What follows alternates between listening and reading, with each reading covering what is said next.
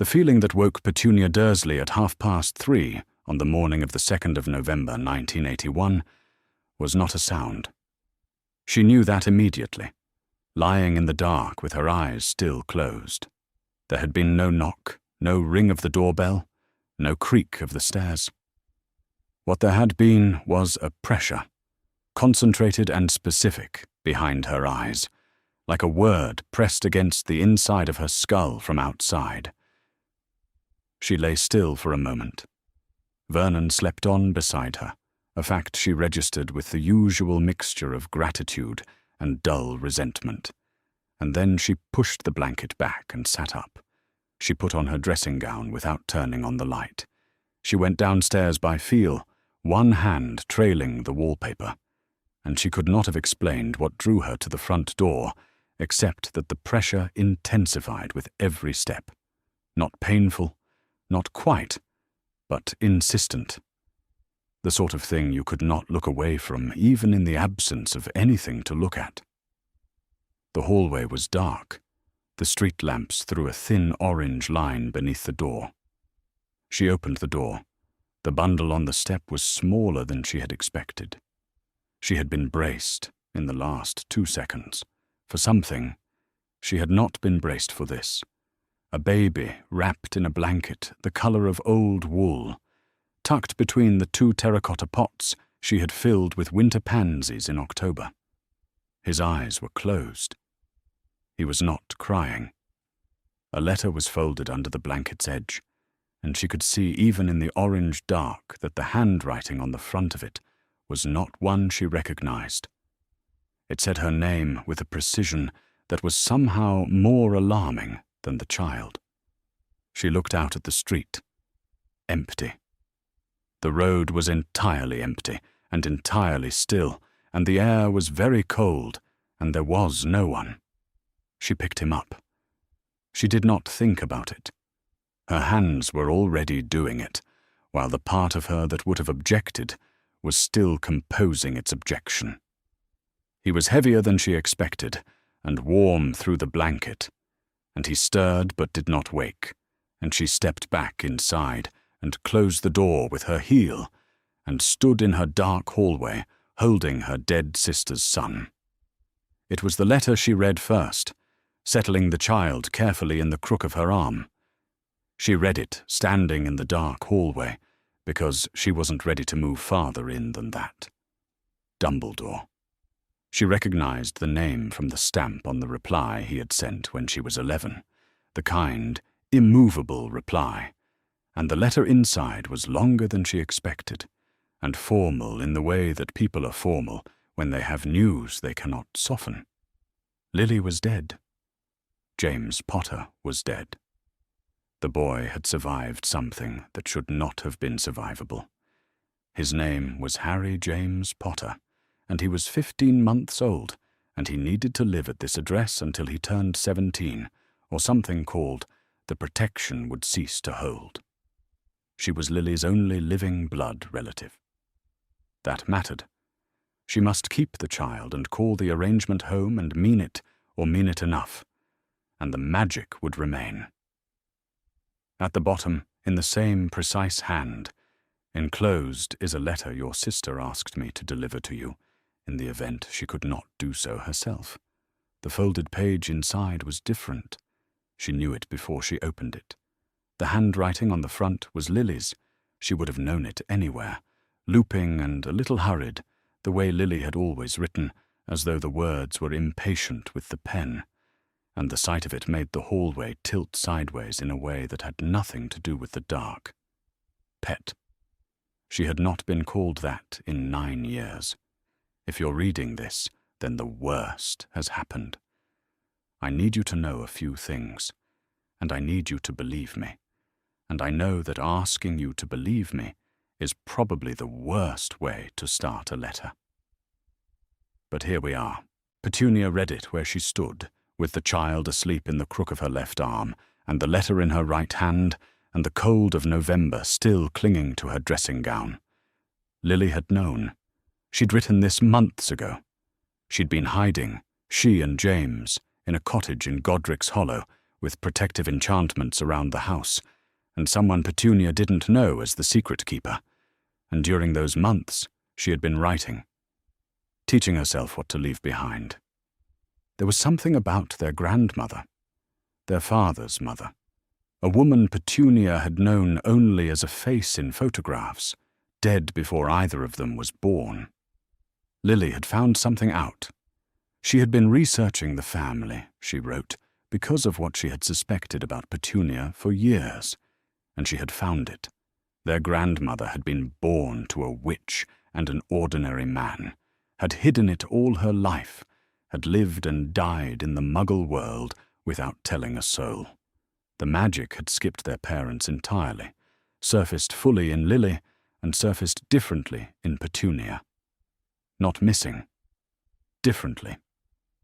You are a Squib pet. That is what the word is. I know Dumbledore told you that you couldn't come to Hogwarts, and that you weren't a witch. He wasn't lying. You're not a witch. But you're not a nothing. A Squib is someone born into a magical family who cannot perform magic. You can see things ordinary people cannot see. You've always been able to. I know you know what I mean. Petunia's hands had stopped shaking, which she noted as a kind of biological curiosity. She thought about the feeling that had woken her. Not a sound, a pressure behind her eyes. She thought about every house she had ever walked past that made her back teeth ache for no reason she could name. She thought about the garden in Cokeworth, and how sometimes, when Lily was small and practicing in the grass, the air above the lawn had shimmered in a way Petunia had always put down to heat, and had never, not once in 20 years, managed to fully convince herself was heat. She thought about the letter she had sent to Albus Dumbledore when she was 11 years old. She had sat on her bed for 2 days, composing it, in the specific, feverish way of children who believe that if they find exactly the right words, the answer will be yes. His reply had come by owl. It had been kind. She had burned it. He had told her she was not a witch. He had not told her what she was. I need you to understand what that means before you decide what to do with Harry. I've left you something. Materials, notes, everything I know about teaching magic to a child who cannot yet control it. I wrote it for you. I know you hate that word. I need you to read it anyway. He is going to need someone who can see what he is. The baby shifted in her arm. His eyelids moved. She looked down at him in the orange and dark of her hallway, at the black tangle of his hair, the square set of his jaw. So like James, it was almost aggressive, and he subsided again without waking. She went to the kitchen. She set him in the washing basket, lined with the spare blanket from the airing cupboard, in the corner between the radiator and the wall, and she sat at the kitchen table with both letters in front of her. It was 20 minutes to 5 in the morning, and the house was quiet, and the kitchen was the same kitchen it had always been.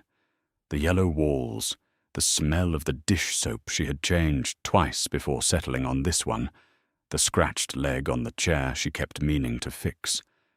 She let herself cry, briefly, with her hands flat on the table. Not for long.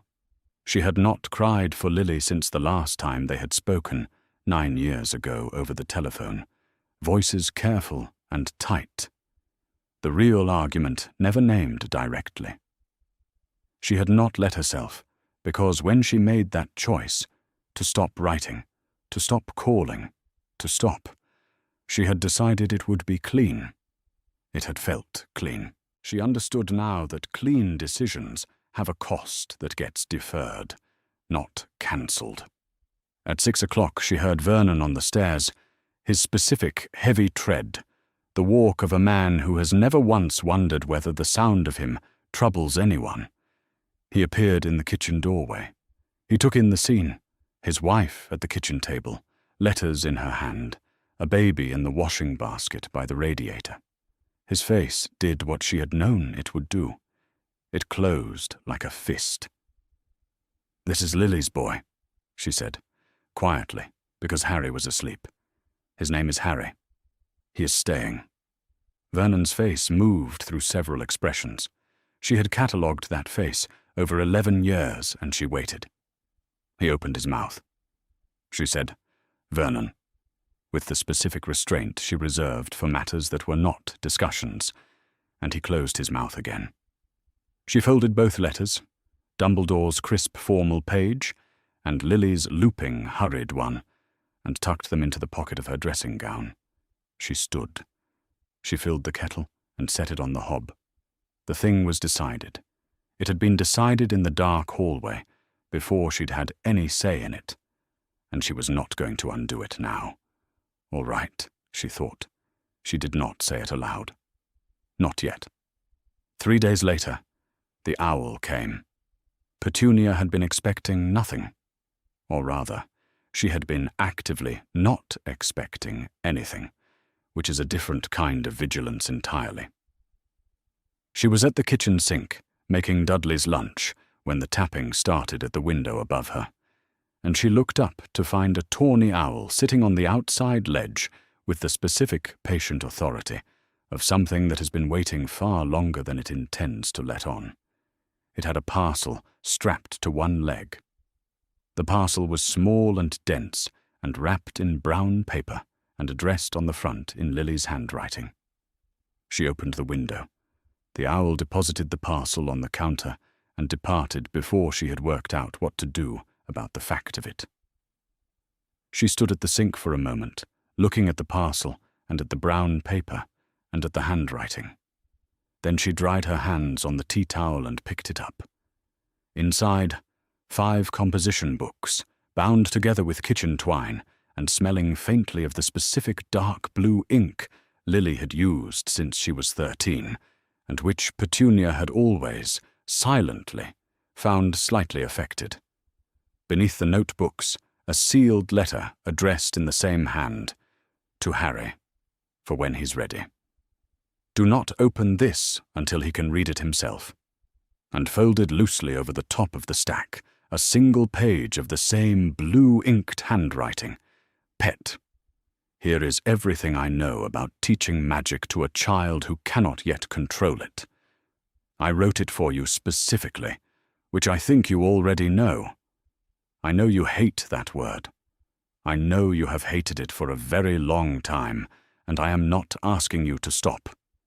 I am asking you to read it anyway. He is going to need someone who understands what is happening to him, not just someone who endures it. I always thought you could be that person. I was too stubborn to say so while I had the chance. I am saying it now.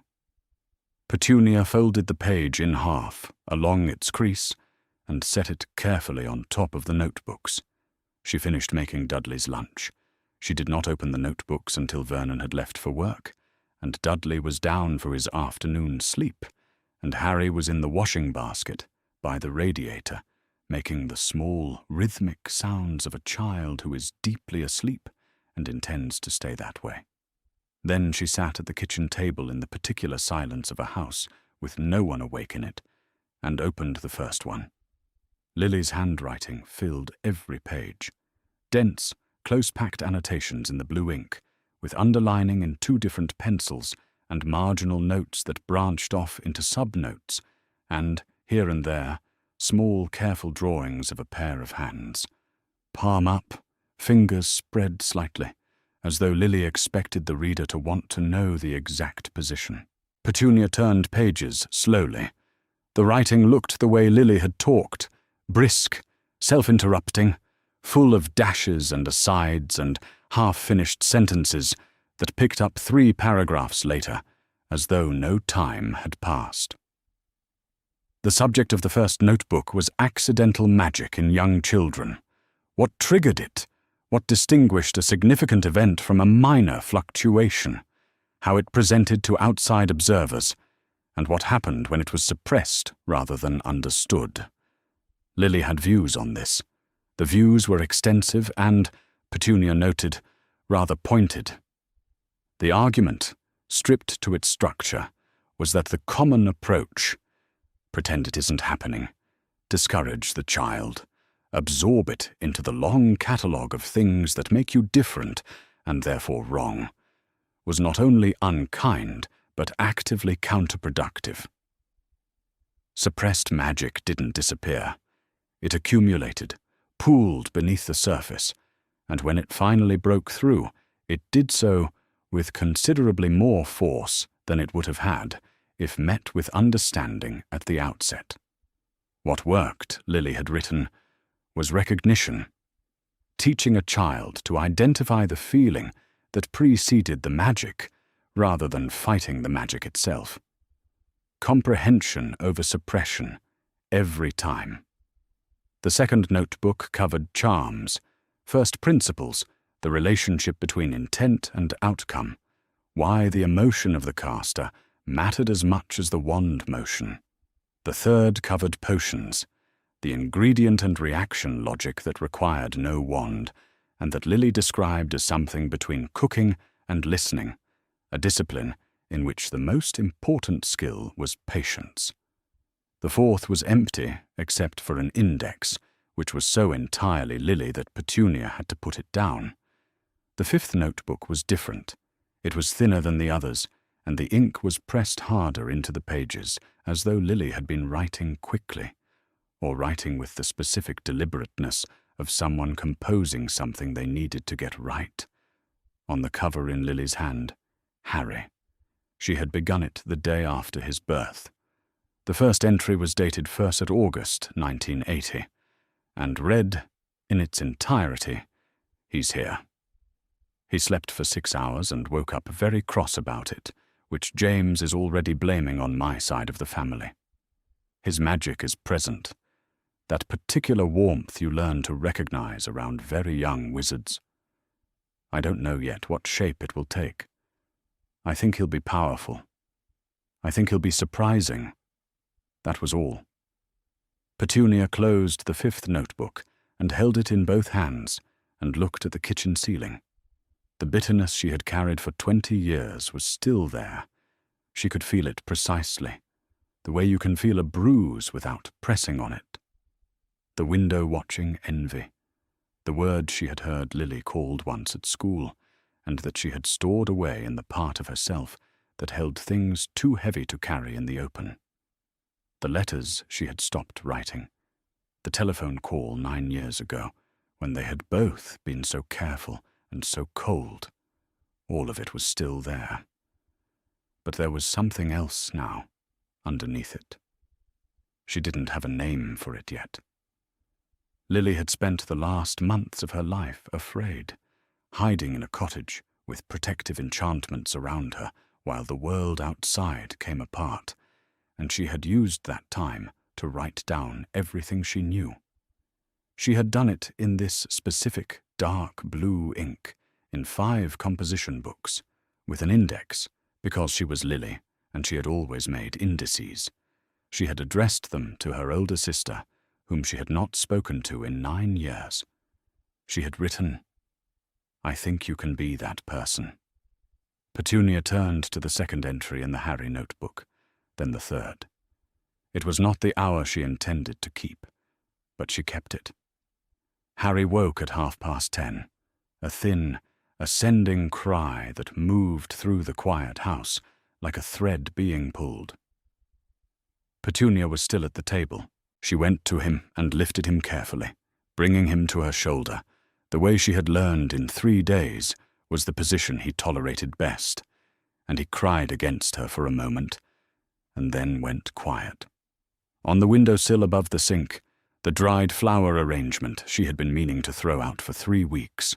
Stalks gone brittle, petals curled to pale paper, briefly glowed. Not fire, not heat, just light, quiet and brief, like a match struck and held for a single breath, and then gone. The flowers remained exactly as they were. The room was dark again. Harry was not crying. Petunia stood very still. She looked at the windowsill. She looked at the child against her shoulder. She looked at the windowsill again. She had read 60 pages of Lily's first notebook that evening. She knew where the relevant passage was. She did not need to find it. The youngest magical children emit light when they are soothed. It is involuntary and generally brief, and almost always more alarming to the adults present than it is significant to the child. Do not suppress it. Note it. It is evidence of what he is. She noted it. She stood in the kitchen with Harry against her shoulder, and the dried flowers dark and still on the sill, and the house quiet in every direction, and she looked down at him. His eyes were open. He looked back at her with the intent, unfocused gravity of a very young infant encountering a problem he has not yet developed the vocabulary to describe. She could see what had happened. She had seen it clearly and without effort. The way she had always seen certain things. The shimmer above the Cokeworth lawn, the ache in her back teeth walking past particular houses, and understood now, for the first time, what that seeing had always been. "All right," she said. Not to him. To herself, and to the notebooks on the table, and to the sealed letter on the highest shelf behind the tin of biscuits where she had put it an hour ago. To Lily, who was dead and had known anyway. She was still at the table when the kitchen went grey with the first of the morning light. Late summer had come to little whinging in its usual grudging fashion. A week of genuine heat followed by grey drizzle that left the gardens looking startled, and then the sun back again, and August, and Harry walking. Walking was the new problem, in the specific sense that walking had replaced the previous problem, which had been crawling, in the sense that crawling had presented its own set of complications before Harry had made them irrelevant by simply progressing. He walked the way all new walkers walk, with the concentrated gravity of someone who has not yet learned that the floor can be trusted to remain where it is. He fell often. When he fell, he sat and regarded the ground with an expression of mild scientific interest, and then stood again. He had Lily's bottom lip. He had James Potter's hair, which grew in the same unstable directions and with the same apparent indifference to any intervention Petunia had attempted. She had stopped attempting. He had also, in the past 9 months since November 1981, made the kitchen toaster run backward, produced a brief and localized snowfall, confined entirely to his end of the back garden, and once, on a Thursday afternoon in March when Petunia had been occupied with the washing up, and turned to find him holding a spoon she was certain she had put in the cutlery drawer, made every glass in the kitchen ring simultaneously, a single clear chord lasting 4 seconds and then gone. She had noted it each time. She had found the relevant passages in Lily's first notebook. She had read them twice over. She had not told Vernon. This had become the central exercise of the past year. What to tell Vernon, when to tell him, and how to say none of it in a way that left no impression that something was being withheld. She had become fluent, over the course of 12 months, in the grammar of distraction, Dudley needing something exactly when Harry's magic expressed itself, the television on at the right moment, Petunia herself stepping to block the sightline before Vernon had finished turning his head. It was not a skill she was proud of. It was a skill she had, and she used it. She had also read Lily's 5 notebooks, front to back, twice, and was partway through a third reading, with her own notes crowding the margins in black biro. She knew more about accidental magic in pre-Hogwarts children than she suspected most parents of magical children ever thought to learn. Lily's argument against suppression had been thorough and came at the question from several angles, and Petunia had found, to her own particular irritation, that it was correct in the ways that mattered most. Suppression didn't reduce the magic. It concentrated it. It stored it under pressure, and eventually it came out harder. On a Tuesday in August, she took Harry and Dudley for a walk. Dudley sat in the pram and ate half a biscuit at a time, and was largely serene about the world. He was 2 years and 2 months old and getting broader, and he regarded the passing suburban landscape with the placid proprietary gaze of a child for whom the world has consistently met expectations. Harry walked beside the pram with one hand on the side rail. He was not yet 2, and he looked at things, the garden walls, a pigeon, a red car, with the careful accumulative attention of someone constructing an inventory. She went down Magnolia Road. She had walked this route perhaps 30 times over the past months. She had first noticed it in February. A house at the far end of the terrace, half hidden behind an overgrown privet hedge, which made the back of her teeth ache when she passed it. A specific low vibration, concentrated and contained.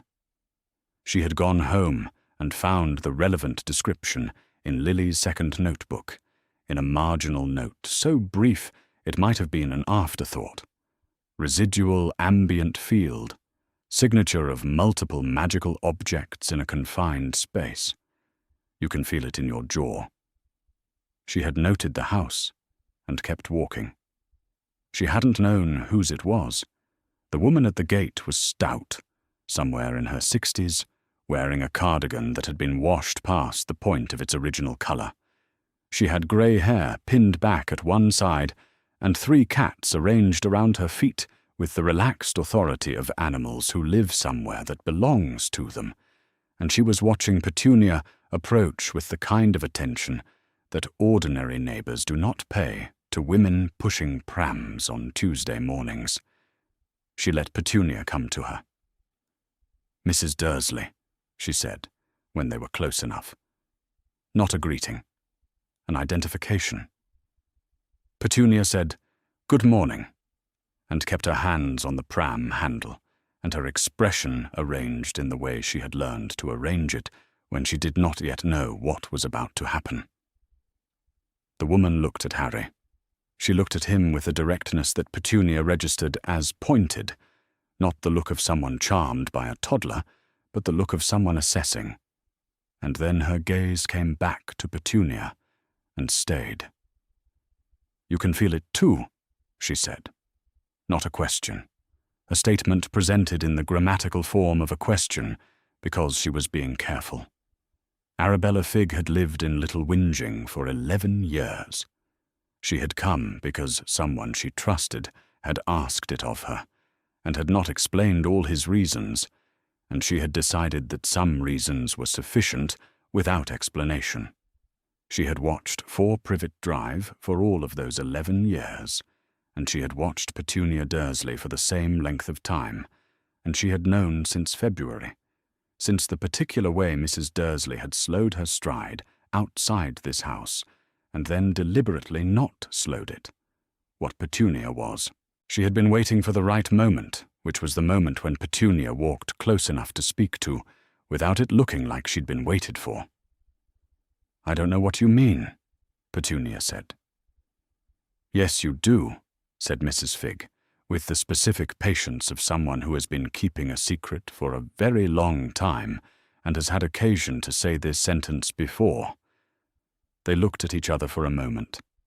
Then Petunia said, "You're a squib." "And so are you," said Mrs. Figg. What followed was not a long conversation.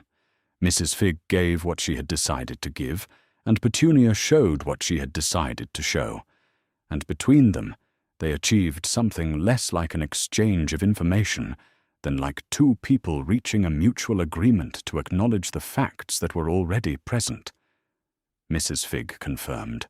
She was a squib. She lived here for reasons she could not fully explain. Harry was being watched over at a distance by people Petunia need not name or meet. She said that what Petunia was doing, the thing Petunia had not described, and Mrs. Figg clearly knew about regardless, was not what she had expected to find. She said this with a careful neutrality that meant, Petunia thought, something closer to approval than Mrs. Figg was prepared to state directly.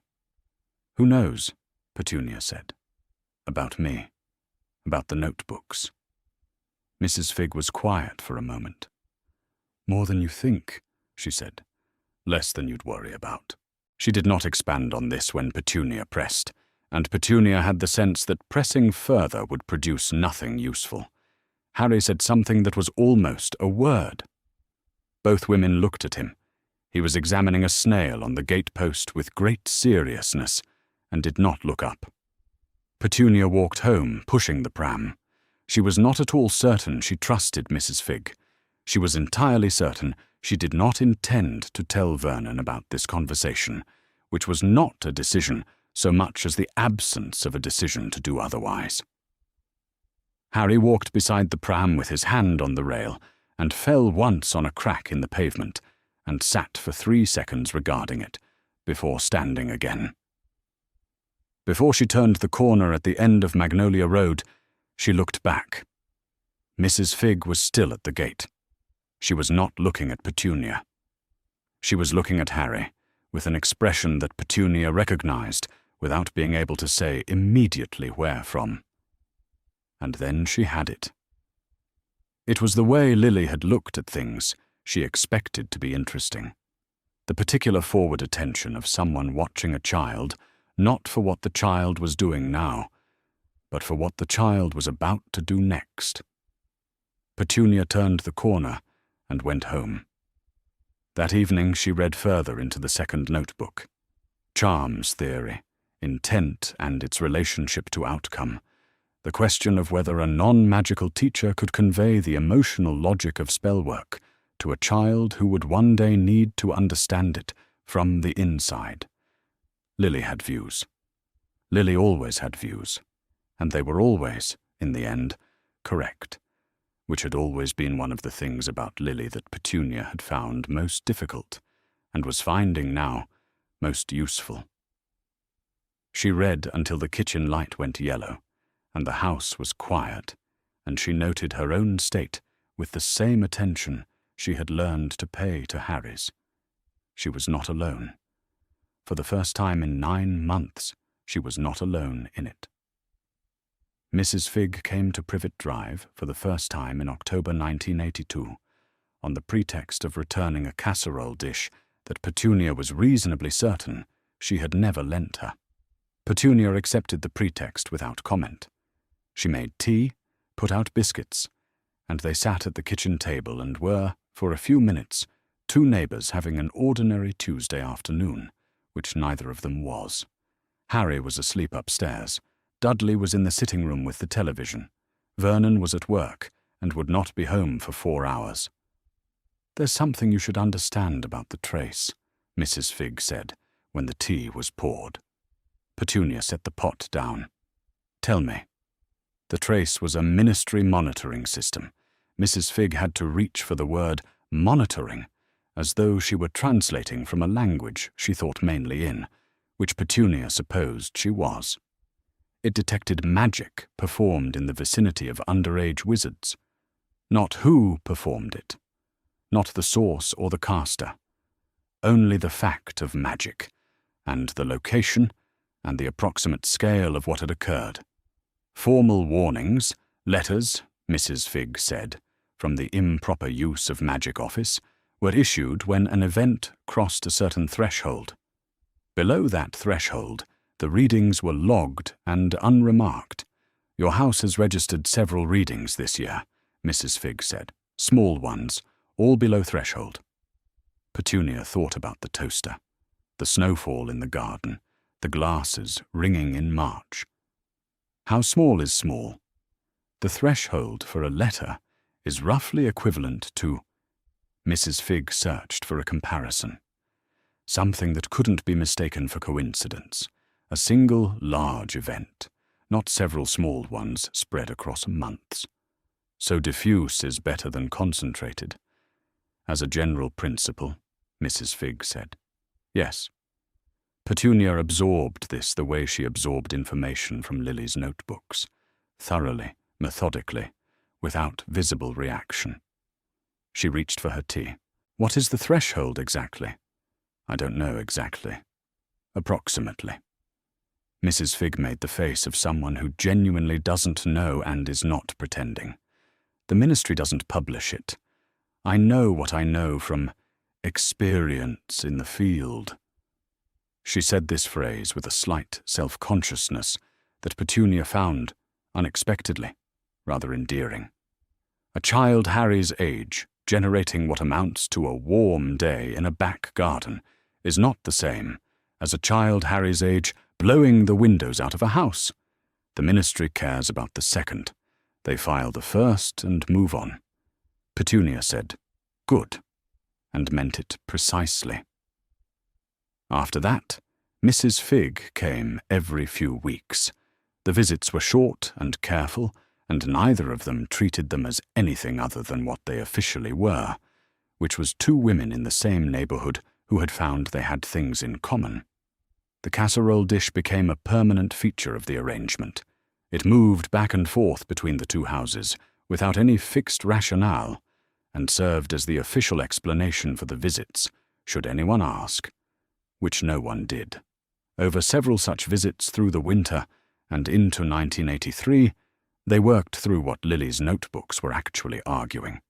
Petunia had begun to understand the thesis herself, but she had found it useful to say it aloud, and Mrs. Fig, who had been a squib for 60-some years, and understood accidental magic in the theoretical way that people who have watched it all their lives, without being able to produce it, tend to understand it, was the only person she could say it to. The argument, when reduced to its structure, was this: a young wizard who could identify the feeling that preceded an accidental event, who could name it, locate it in the body, recognize its approach, developed greater emotional regulation over time. Not suppression. The two things were different in a way that Lily had been particular about distinguishing. Suppression treated the magic as a problem to be contained. Understanding treated it as information. When the magic was suppressed, it concentrated, pooled, and eventually released with more force than it would have had otherwise. When it was met with comprehension, with a name, a framework, "That's yours, I see it," from someone who could also see it. It distributed, became less volatile, became more like something the child could learn to carry. "She worked this out herself?" Mrs. Fig asked once, looking at the passage in Lily's first notebook, where the argument reached its clearest statement. "She worked everything out herself," Petunia said. It was one of the things about her. She said it neutrally, which was the only way she had yet found to say true things about Lily without the sentence becoming something else. Mrs. Fig read the passage again. "She was right," she said, in the tone of someone who has seen a great deal of evidence over a long time.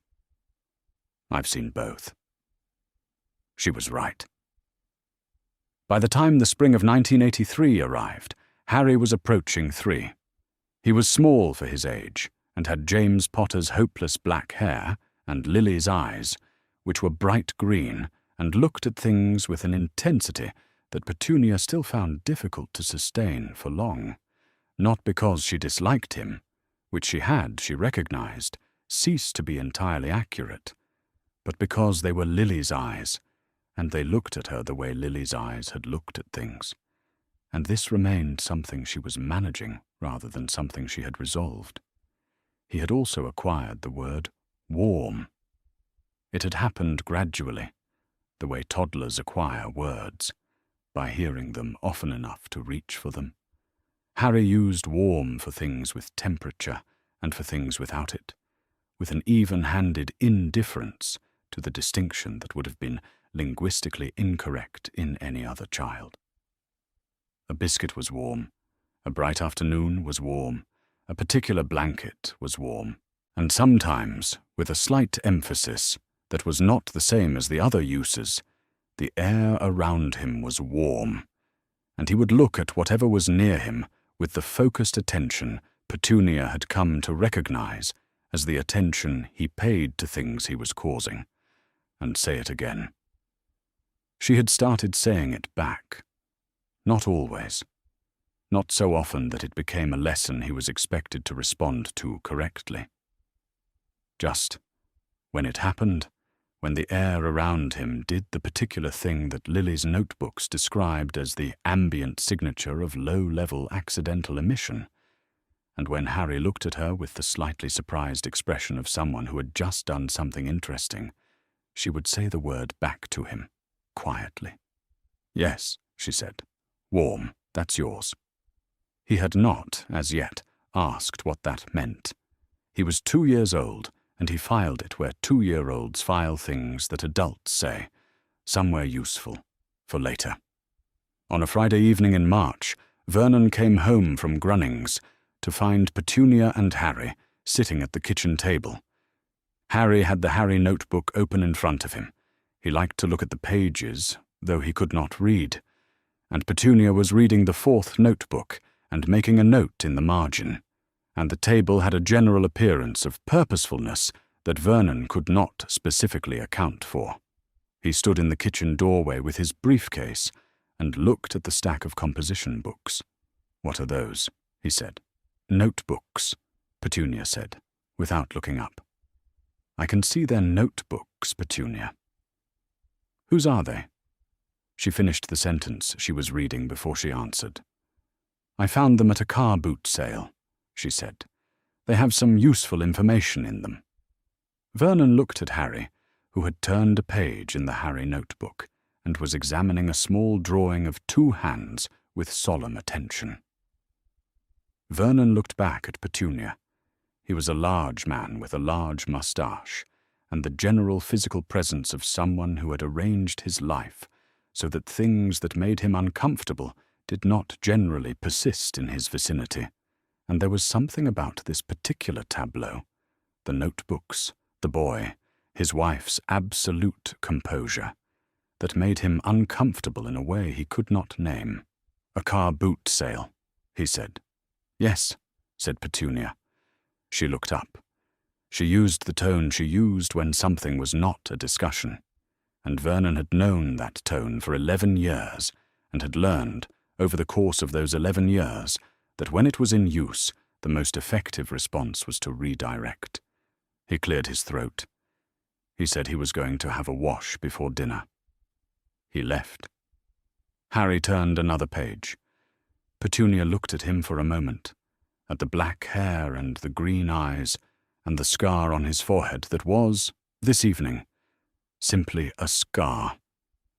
Then she returned to the notebook and found her place. The notebooks stayed. He had been holding the question for 3 days. That was how long it had been since he'd seen it clearly enough to trust. 3 days ago in the back garden, chasing a butterfly that had far more sense than to be caught, and the warm feeling had come up through his hands all at once. Not because something was wrong, but simply because he was completely and straightforwardly happy, the way 4-year-olds are happy when they are running in a garden in July. And the butterfly had for one moment emitted a small, soft light from somewhere inside it, like a lamp seen through a window curtain, and then flown away. Harry had stopped running. He had looked at his own hands. He had thought, why? Not what. He already knew what. The warm feeling was what, and he had known it since before he had words for anything. Had known it the way you know things that were yours before you could speak, as a fact of the world rather than a thing you'd been told. The warm feeling was his, and it had always been there, and Aunt Petunia said the word back to him sometimes, in a voice that meant she could see it too. The why was new. Aunt Petunia was at the kitchen table when he came in from the garden, with one of the blue notebooks open and her tea gone cold at her elbow, the way it always went cold when she was reading. The television was on in the sitting room, and Dudley was in front of it with biscuits and a cushion, which meant Harry had the kitchen to himself, and the kitchen to himself meant he had Aunt Petunia to himself, and 3 days was quite a long time to carry a question alone. He climbed into the chair across from her and folded his hands on the table the way he'd seen her fold hers when she was waiting for something, and waited until she looked up. "Aunt Petunia," he said, "why does the light come when I'm happy?" She set down her pen. She closed the notebook. Closing the notebook was the sign that she was giving him her full attention rather than most of it, which she did for things that mattered. He watched her think about what to say. She always thought about what to say, which was different from most people he'd noticed, who said things and then thought about them afterward. "I've been waiting for you to ask that," she said. He hadn't known she'd been waiting. He thought about this. "How long?" "Since the flowers," she said. He knew which flowers, the dried ones on the windowsill, when he was very small, that he remembered as a feeling more than a sight, the moment Aunt Petunia had gone very still and then not said anything for a long time. "You didn't have the words yet. I was waiting until you did." "I have the words now," he said. "Yes," she said. "You do." She folded her hands on the closed notebook. "You are made of something that most people can't see," she said. "Your mother called it magic."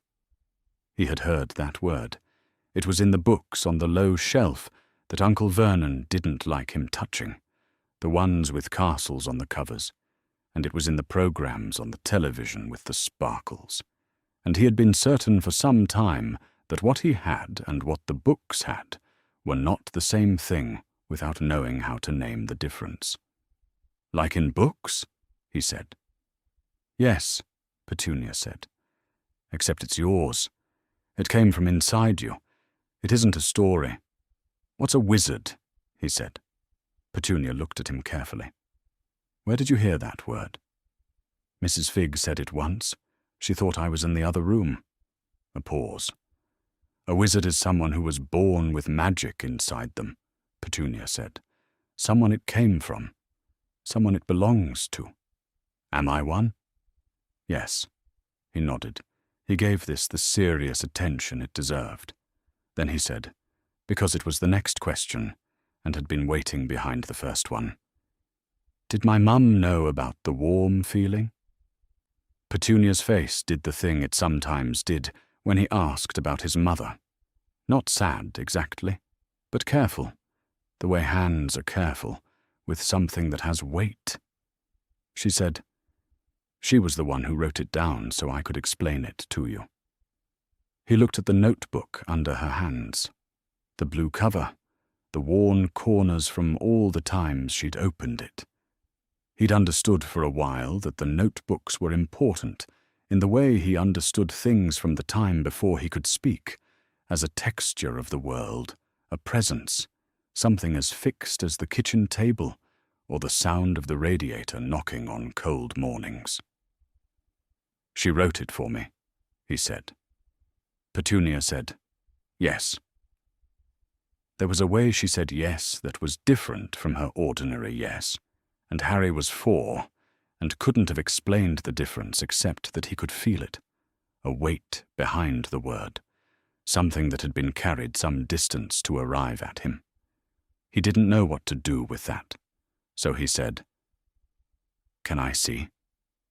She opened the notebook to a page in the middle and turned it so he could see.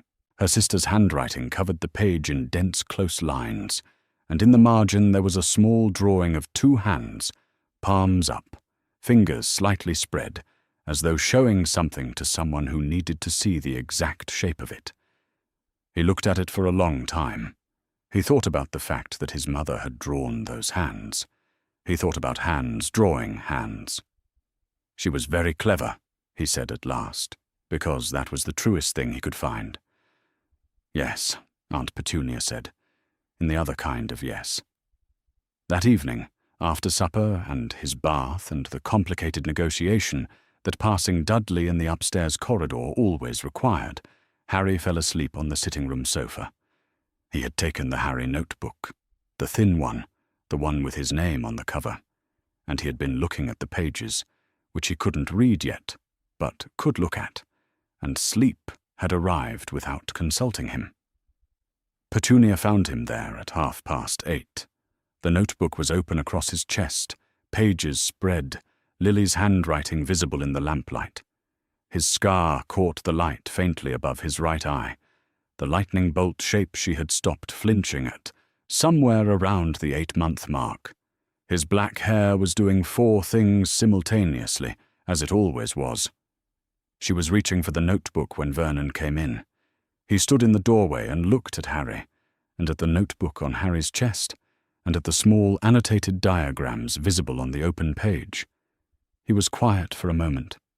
Then he said, very quietly, "What is that?" She lifted the notebook carefully. "My sister's," she said. She did not turn around yet. "I've told you before." "You have." She turned. She held the notebook at her side, not hiding it. "I heard you." "Then you know I will not have those things in this house." His voice was low and careful, the voice he used when he wanted something to feel very final. "I've been patient, Petunia. I've been a great deal more patient than most men would be. But I am telling you clearly, those books, and whatever it is you think you're doing and that." He stopped. He almost never said the word boy. She had noticed that. "I will not have it." She looked at him.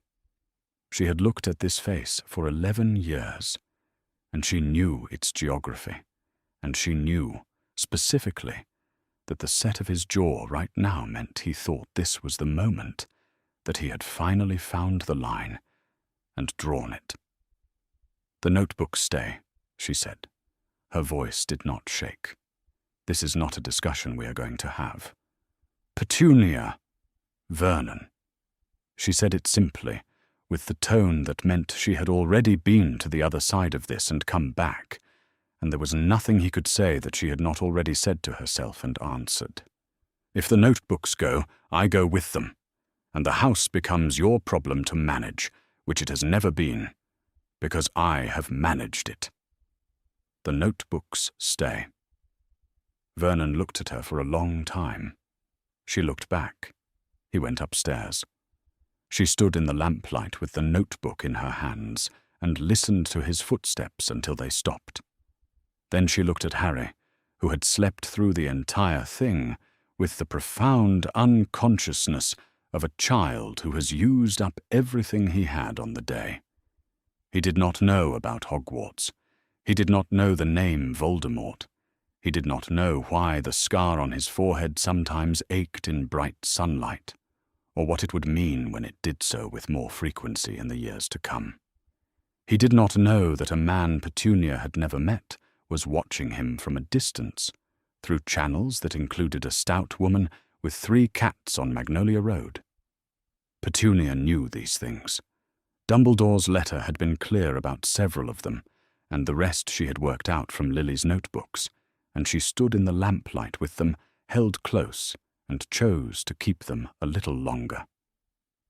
He was 4. He had the warm feeling, and a word for what he was, and his mother's handwriting, and the knowledge that his mother had written it for him. He had, she realized, quite a lot for 4. That was enough for now. The kitchen was the classroom. This had not been a formal decision. There had been no formal decisions about any of this, only a series of practical arrangements that had accumulated into a structure. But by the autumn of Harry's 5th year, it had solidified into something recognizable. After supper, after Dudley's bath and his unconvinced sleep, after Vernon's departure up the stairs and the groan of the 3rd step, which Petunia had learned to allow 25 minutes before she was confident he'd stay there. Then the notebooks on the table, and Harry in the chair across from her with his hands folded and his glasses slightly crooked, and his green eyes very steady behind them. She taught charms theory first, because Lily's notebooks put it first, and Lily's notebooks had an index. A charm altered the function of something without altering its nature. A Lumos charm added light. It introduced something without removing anything. Transfiguration altered the essential nature of the target. A match becoming a needle was no longer a match, in any meaningful sense. The distinction mattered because intent operated differently in each case. A charm could tolerate imprecision. A transfiguration required what Lily had underlined: full commitment. "She calls it," Petunia said, "the difference between lending a thing a quality and actually changing what it is." "Which is harder?" Harry said. "Transfiguration. Your mother also notes that charms at advanced levels require emotional precision that beginners consistently underestimate." "What does precision mean?" "Accuracy. Saying exactly what you mean, with nothing in the way." He considered this. He was 5 and small, with black hair doing several things simultaneously, and green eyes that had Lily's way of looking at things she intended to understand completely. He tilted his head slightly. "But why does it matter what you're feeling if the wand does the work?" Petunia stopped. She looked at the question. She looked at the notebook. The relevant passage was general, where Harry's question was specific, and she had not prepared for it, because she had not expected a 5-year-old to arrive at it on the first evening. "I don't know," she said. "Let me look it up." This was a thing she had learned, to say it plainly, without apology, and then follow the index until she found the answer. Lily's notebooks had indices. The cross-references led, if you followed them with patience, to passages that answered questions you hadn't known you'd have. She had become fluent in following the chain, rather than pretending she knew where it ended. The answer was in the 3rd notebook, in a passage on the emotional substrate of spell work. The wand was a conduit, not an engine. The energy came from the caster. What shaped it was the quality of intent, the fullness of it, what was interrupting it. The wand amplified what you brought to it. Doubt amplified into uncertain results. Genuine clarity amplified into something that followed cleanly. "It's an amplifier," Petunia said. "Your mother compares it to the difference between speaking and shouting. Shouting doesn't add meaning. It increases volume. What you bring is the meaning. The wand is the volume." Harry looked at his hands. "I don't have a wand." "Not yet. The principles are the same." He accepted this in the way he now accepted "not yet," as real information about a real future, not a deflection. He waited differently after a genuine answer. She taught potions on the evenings when charms had run long. It was the subject she could come closest to demonstrating. The logic of ingredient interaction required no wand for many of its steps. The patient attention to timing and temperature, and what happened when you added one thing to another that was already present, these were things she could model. Lily had described it as something between cooking and listening, and this had turned out to be accurate in the specific way that made Petunia slightly irritated. Exactly right, but only obvious once she'd tried it herself. On an evening in late November, she was reading aloud from the Charms notebook. A first principles passage she had read many times silently, but not yet aloud, because reading aloud was different from reading. When she turned a page and found a marginal note she had not noticed before. Different pen.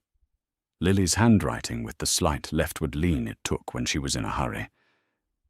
"If you're teaching this to someone who can't cast, and I hope you are, Pet, because who else would I trust? The key isn't making them believe in magic. They already know it's real. The key is making them feel like they deserve to know it." Petunia stopped reading. She sat for a moment with the notebook open and the kitchen quiet around her. Harry was watching her. She was aware of being watched and said nothing immediately. "Aunt Petunia," he said. "I found a note from your mother," she said. "Give me a moment." He waited. He was very good at waiting when she needed it. She steadied herself the way she had learned to. Breath out, attention returned to the present. The table, the notebooks, the boy across from her with Lily's eyes and James's black hair and 4 years of kitchen table knowledge sitting quietly behind his crooked glasses. She was reminding me what the point was, Petunia said, in case I'd lost sight of it. What's the point? She looked at him.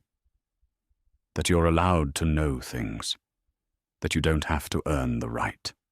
It's yours. He nodded with the slow seriousness of someone receiving confirmation of something he had already half believed.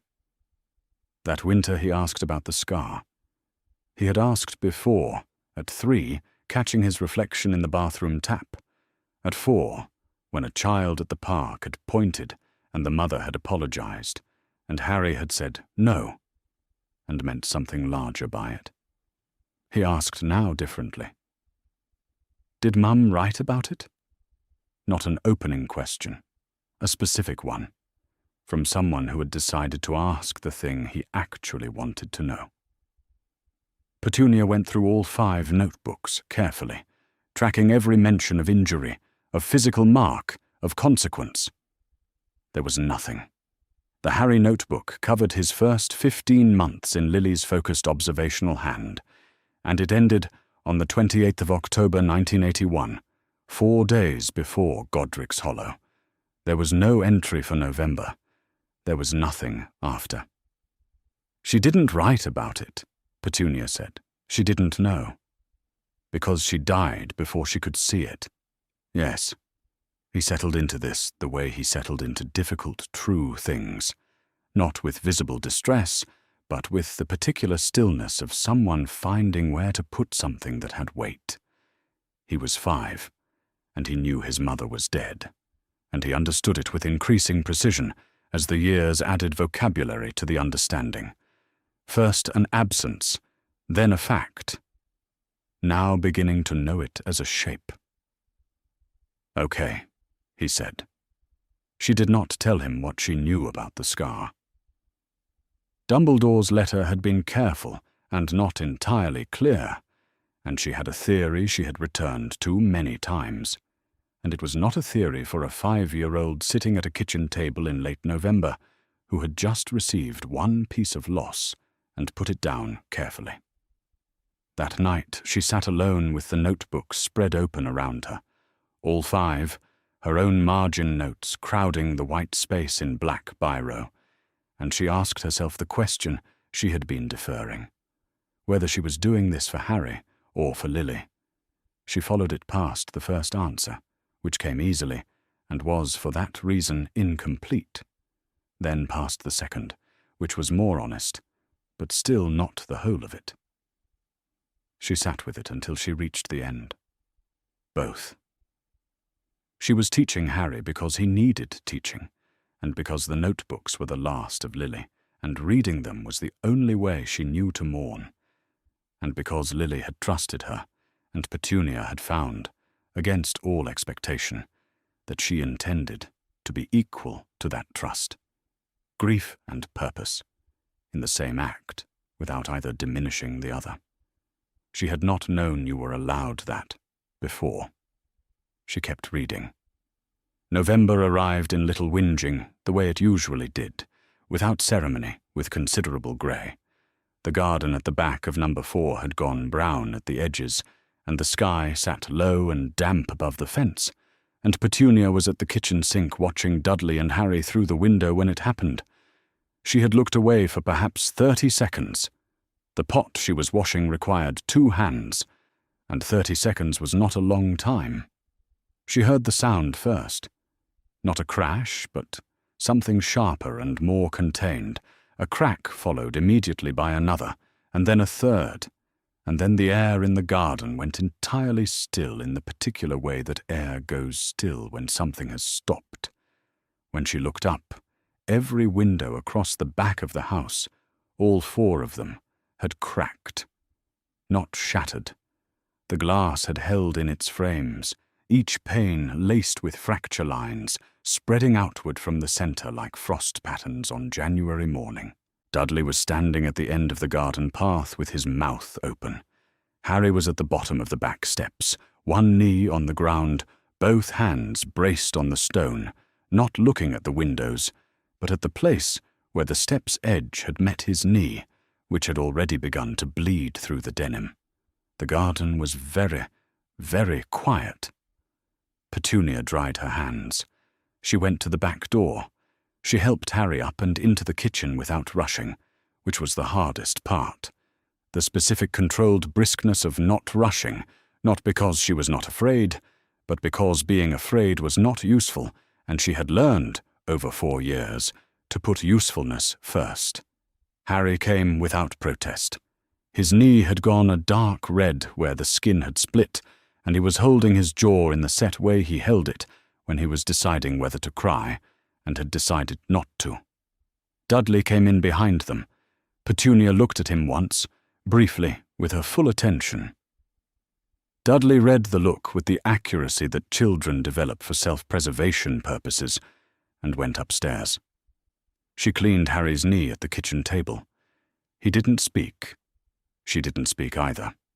She was reading what had happened from the evidence available without yet saying anything about it. A physical shock, fear arriving faster than thought, the magic coming up before any regulation could reach it. Very large, very fast, harder to hold. She set the plaster and looked at his knee and then at him. He met her eyes.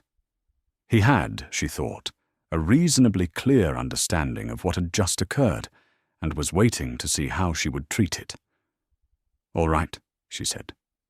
"Tell me." "Dudley pushed me," he said. "I fell on the step. And then—" He looked toward the back windows, all 4 still cracks, the November garden visible through the fractured glass in pieces. "I didn't mean it." "I know," she said. "We'll talk about it tonight." He nodded. He went upstairs with the careful tread of someone paying attention to where they put their feet. Petunia stood at the kitchen sink and looked at the windows and calculated. 2 days later, the envelope arrived on the kitchen mat. It was official ministry stationery, addressed to the guardians of Harry James Potter, 4 Privet Drive, Little Whinging, Surrey. She opened it at the kitchen table before Vernon was awake. The letter informed her that a Level 3 accidental magic event had been detected at this address in the vicinity of a registered underage wizard. No further action was being taken at this time, given the subject's age. The household was reminded of the responsibilities outlined in the decree for the reasonable restriction of underage sorcery. It was signed by an office she had never heard of and stamped in dark red. She read it twice. She folded it carefully along its original crease. She put it in the pocket of her dressing gown and went to make breakfast. Vernon found it an hour later. He came into the kitchen with it unfolded in his hand. He read it again there, in front of her, which meant, she understood, he was reading it for the 3rd time. "What," he said, "is a Level 3 accidental magic event?" "It is a legal-sounding way of saying a window broke," she said. He looked at her. "It says in here—" He stopped. He started again. "It mentions the boy." "Yes." "It says a registered underage." He couldn't finish it. The word the sentence required was not a word he was willing to say in his own kitchen on a Wednesday morning. She watched him stop himself. "Harry is staying," she said. "I need you to remain patient, Vernon. What happened was an accident, and it will not happen again in the same way. That is not a discussion." He went to work without eating his breakfast. She went to see Mrs. Figg that afternoon. Figg read the letter at her kitchen table, with 2 cats arranged on the chair beside her, and one on the floor near her feet. She read it without comment, and set it down and folded her hands. "They'll do nothing further," she said. "Level 3 for a child under 8 is standard procedure. The letter is paperwork, not a raid."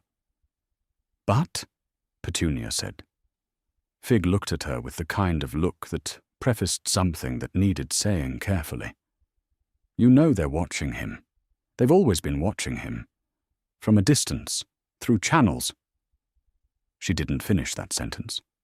she didn't need to. A single event at 5, with adequate spacing from the previous readings. That's unremarkable. It goes in a file. Someone looks at it once and puts it away. And if it keeps happening? They'll wonder, Fig said, if someone is training him. How much of a pattern, Petunia said, constitutes wondering? I don't know exactly. Fig's voice was careful and precise.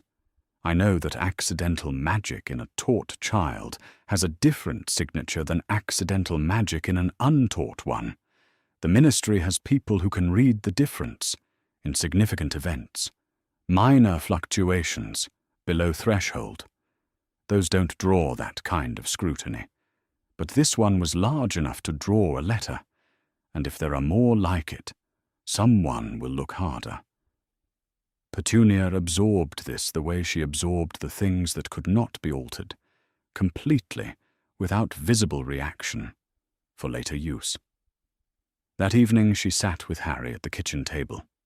She did not say, "You cracked 4 windows because Dudley pushed you, and you were afraid." She said, "You remember how we've talked about the feeling that comes before something happens?" He nodded. When something frightens you or hurts you suddenly, the feeling becomes very large, very fast. And when it's very large, very fast, it's harder to hold before it goes somewhere. He was looking at his knee, still scabbed under the plaster she'd put on 2 days ago. He looked up. "Like a tap," he said, "turned on all the way at once." She had not thought of that comparison, but it was accurate. "Yes," she said. "Like that. What I need you to learn is how to reach it before it reaches you. When something happens, when Dudley pushes you or something startles you, the feeling comes in a rush. I need you to find it in the rush, before it becomes the tap." "How?" "By practicing finding it when nothing is happening, so that when something is happening, you know where it is." He thought about this with the seriousness that was as natural to him as breathing. "What if I can't?" "Then you'll try again," she said. "This isn't a thing you'll learn once. It's a thing you'll learn every time." She paused. "The next time Dudley pushes you, I need you to find the feeling first, before it finds you." He looked at his knee for another moment. "I'll try," he said. "I know," she said. The windows were replaced over the following Saturday by a glazier Vernon had found and paid for without speaking about it. Vernon did not speak to Harry for the week after that. Not punishment, exactly, or not only that. More the specific silence of a man whose capacity to manage something had reached its limits, and who had chosen silence over whatever the alternative was. Harry noticed. He did not ask. He had learned by 5 that there were things in this house it was not permitted to understand, and he had learned to hold them quietly until he had more to work with. Petunia filed the ministry letter that evening. She took it upstairs and stood on the step stool and opened the tin on the highest shelf, behind the biscuit tin, behind the folder of documents, and lifted the lid. Dumbledore's letter. Lily's letter. The sealed envelope for Harry, still waiting for him to be old enough to read it. She placed the ministry letter underneath all of them, because it was the newest and belonged at the bottom. The tin was getting crowded. She replaced the lid. She stepped down. She went back to the kitchen, where the 4 new window panes sat clear and unbroken in the November evening, and she stood at the sink for a moment, looking out at the back garden, which was quiet and brown and ordinary, and then she ran the water and began washing up. The first sign was the root. Mrs. Fig had, over the past 3 years, settled into a particular pattern. The short way past number 4 on Tuesdays and Fridays, a wave if Petunia happened to be at the window, an occasional stop at the gate if Harry was in the front garden, and there was something she wanted to establish without saying it in Petunia's kitchen. It was a practiced casualness, and Petunia had learned to read it the way she had learned to read most things, by the texture of its variations. In early spring of 1986, the texture changed. Fig began taking the long way around. Tuesdays still, Fridays still, but Magnolia Road instead of Privet Drive, which added 4 minutes and produced no particular view of number 4. She began asking to have Harry on Saturday afternoons more than before. For childcare, she said, while she had shopping to do, and she sat him in front of photographs of her cats and gave him biscuits, and said very little. Harry came home on those afternoons with the slightly dazed expression of a child who has spent 3 hours in a house full of cats, and received more biscuits than was strictly informative about what the visit had been for. Fig was also, Petunia noted, being careful in a way she had not been careful since the first months of their acquaintance. Not cold, not unfriendly, careful in the specific way of someone who is aware of being watched and does not intend to communicate anything that should not be communicated to whoever is watching. In April, Petunia asked her directly, "Is Dumbledore watching more closely?" Mrs. Fig was at Petunia's kitchen table, the casserole dish between them, her tea untouched. She considered the question for a moment, not as if deciding whether to answer, Petunia thought, but as if deciding how precisely to be honest. "He's always watched," she said. "Recently he's been watching what's watching." Petunia sat with this. She passed it the way she passed everything Fig said that arrived sideways, starting from what the sentence meant, if taken literally, and working outward from there. She said, "Does he know what I've been doing?" "I genuinely don't know." Fig's voice was careful. "I report what I see. What I see is that Harry is—" She paused. "Not what I'd have expected," she said at last. "Not what anyone would have expected." She said it without meeting Petunia's eyes, which meant Petunia had come to understand that it was the most honest thing she was prepared to say. Petunia went home and thought about it for a week. She thought about it while she did the washing up, and while she made Dudley's school lunches, and while she read the last pages of Lily's 5th notebook for the 4th time. She thought about it at 3 a.m, when the house was completely quiet, and the ceiling above the bed was the specific dark of a room where no light gets in. At the end of the week, she went downstairs and sat at the kitchen table and got out a piece of paper. She had done this once before. She had been 11 years old, and she had sat on her bed for 2 days, composing it, in the feverish, meticulous way of children who believe that if they find exactly the right words, the answer will change. The reply had come by owl. She had burned it. She had not, in 30 years, allowed herself to think about the fact that she had written it in the first place, because the thing she had felt in the weeks between writing and receiving, the hope, the mortifying specific hope, was the thing she least wished to revisit. She was 36 now. The hope she carried currently was of a different character. She picked up her pen. She wrote 3 paragraphs. The first said, "I know what I am. I know now. And I believe you knew too, or suspected. And I understand that you made a choice to say nothing. And I am certain you had reasons, and I am telling you that the reasons were wrong. You told me I was not a witch. You did not tell me what I was.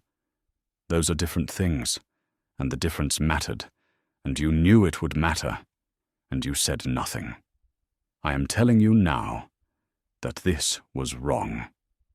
The second said, "I have been teaching Harry from my sister's notes. She left them for me. I need you to tell me, not to interfere, not to help, only to tell me whether what I am doing will harm him. I am not asking permission. I am asking whether there is something I should know that I don't." The third paragraph said, I am still angry at you. I thought you should know that too, in case it was useful." She read it over twice. She did not soften it or revise the third paragraph, which she had written quickly and in a mood she did not entirely endorse, but could not find reason to remove. She folded it and sealed it and addressed it to Albus Dumbledore, Hogwarts School of Witchcraft and Wizardry, which she had never written on an envelope before, not even when she was 11, when she had only written his name because that was all she had known. She gave it to the post owl that turned up on the kitchen ledge the following morning. A week passed. Nothing came. She told herself she had not expected anything. She was aware that this was not entirely accurate, but accuracy on that particular point was not useful, so she set it aside and worked through the last section of the fourth notebook, which concerned charms theory at an intermediate level, and which she would need to understand thoroughly before Harry was old enough to require it. 2 weeks. She told Mrs. Figg she had sent the letter. Figg listened and said, with an expression that communicated a great deal without communicating anything specific, "He reads everything." And that's all I know," said Figg, which meant, Petunia thought, that it was probably true, and also that Figg was not going to tell her anything more useful than that.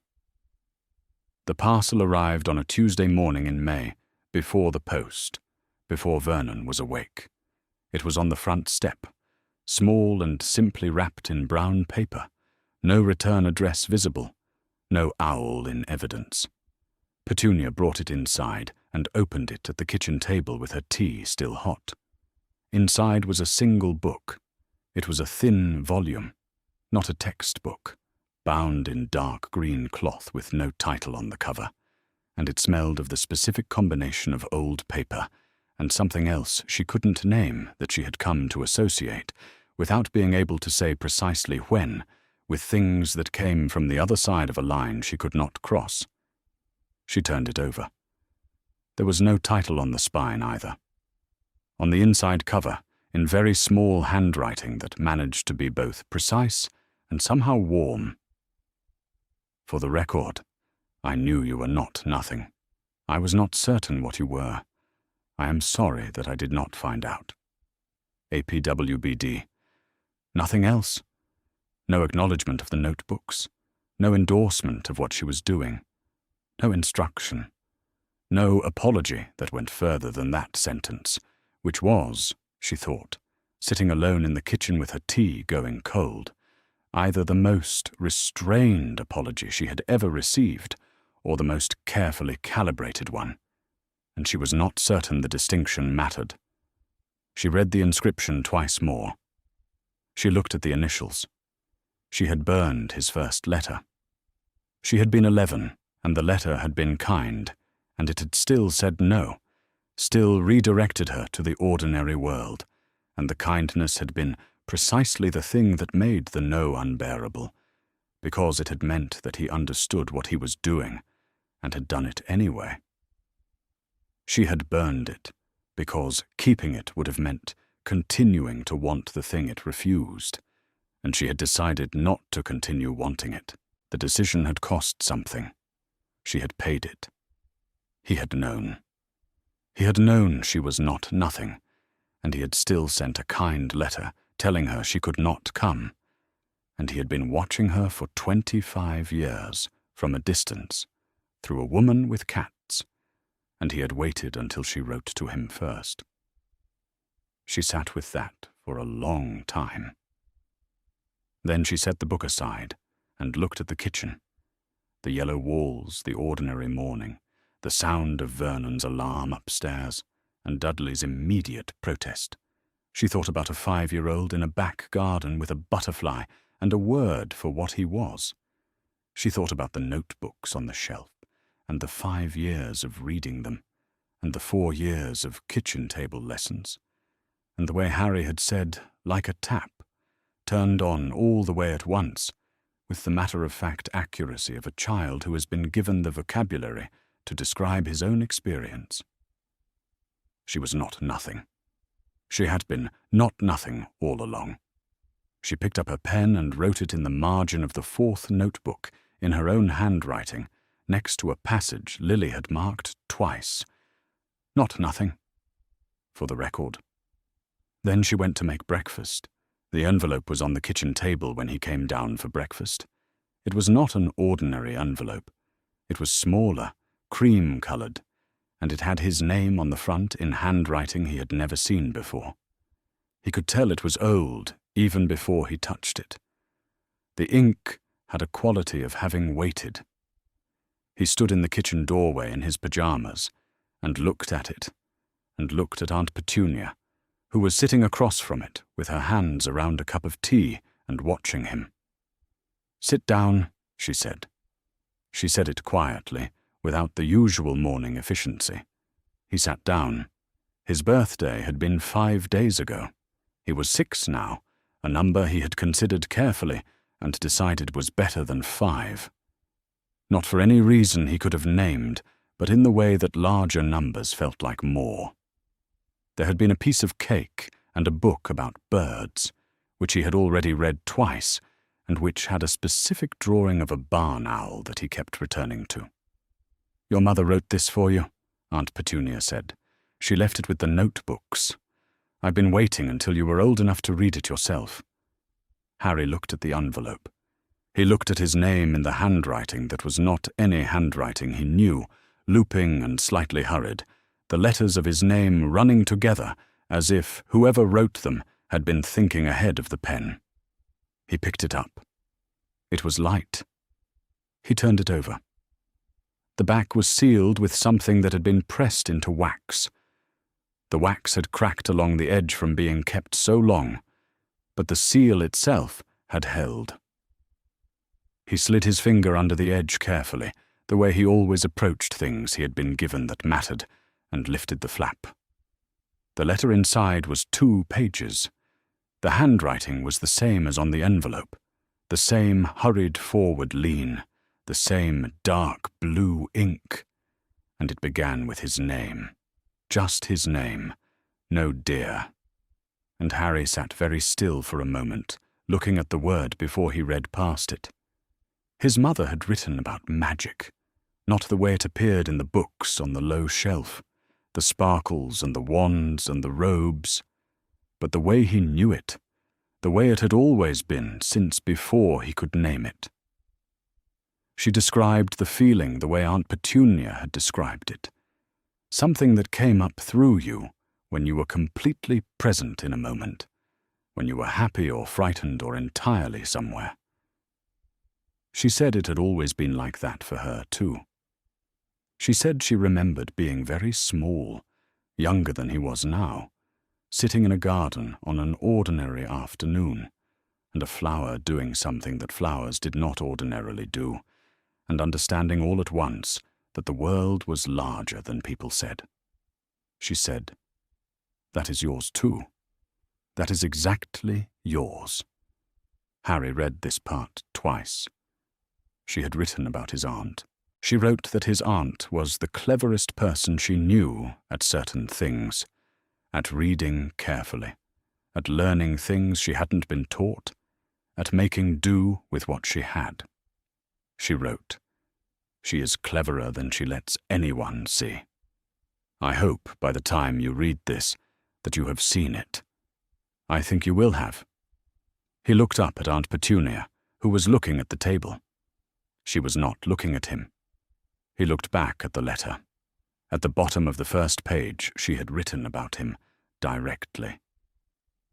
She wrote, "You are going to have questions that no one can answer, and you are going to be in rooms where people will decide what you are before you open your mouth, and I need you to know, before you are old enough to be in those rooms, that they are wrong.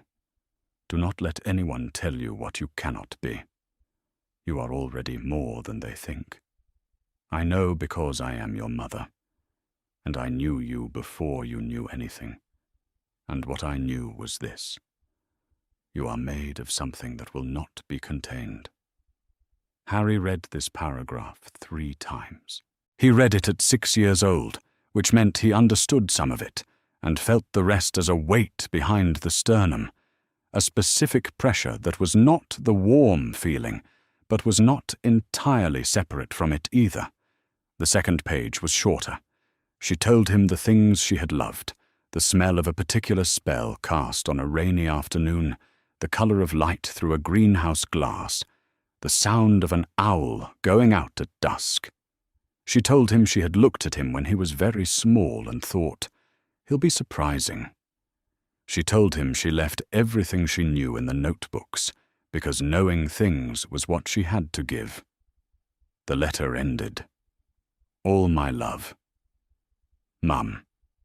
He looked at it for a while. He was 6, and he did not have words for all of what was happening, but he had always been good at waiting for words to arrive.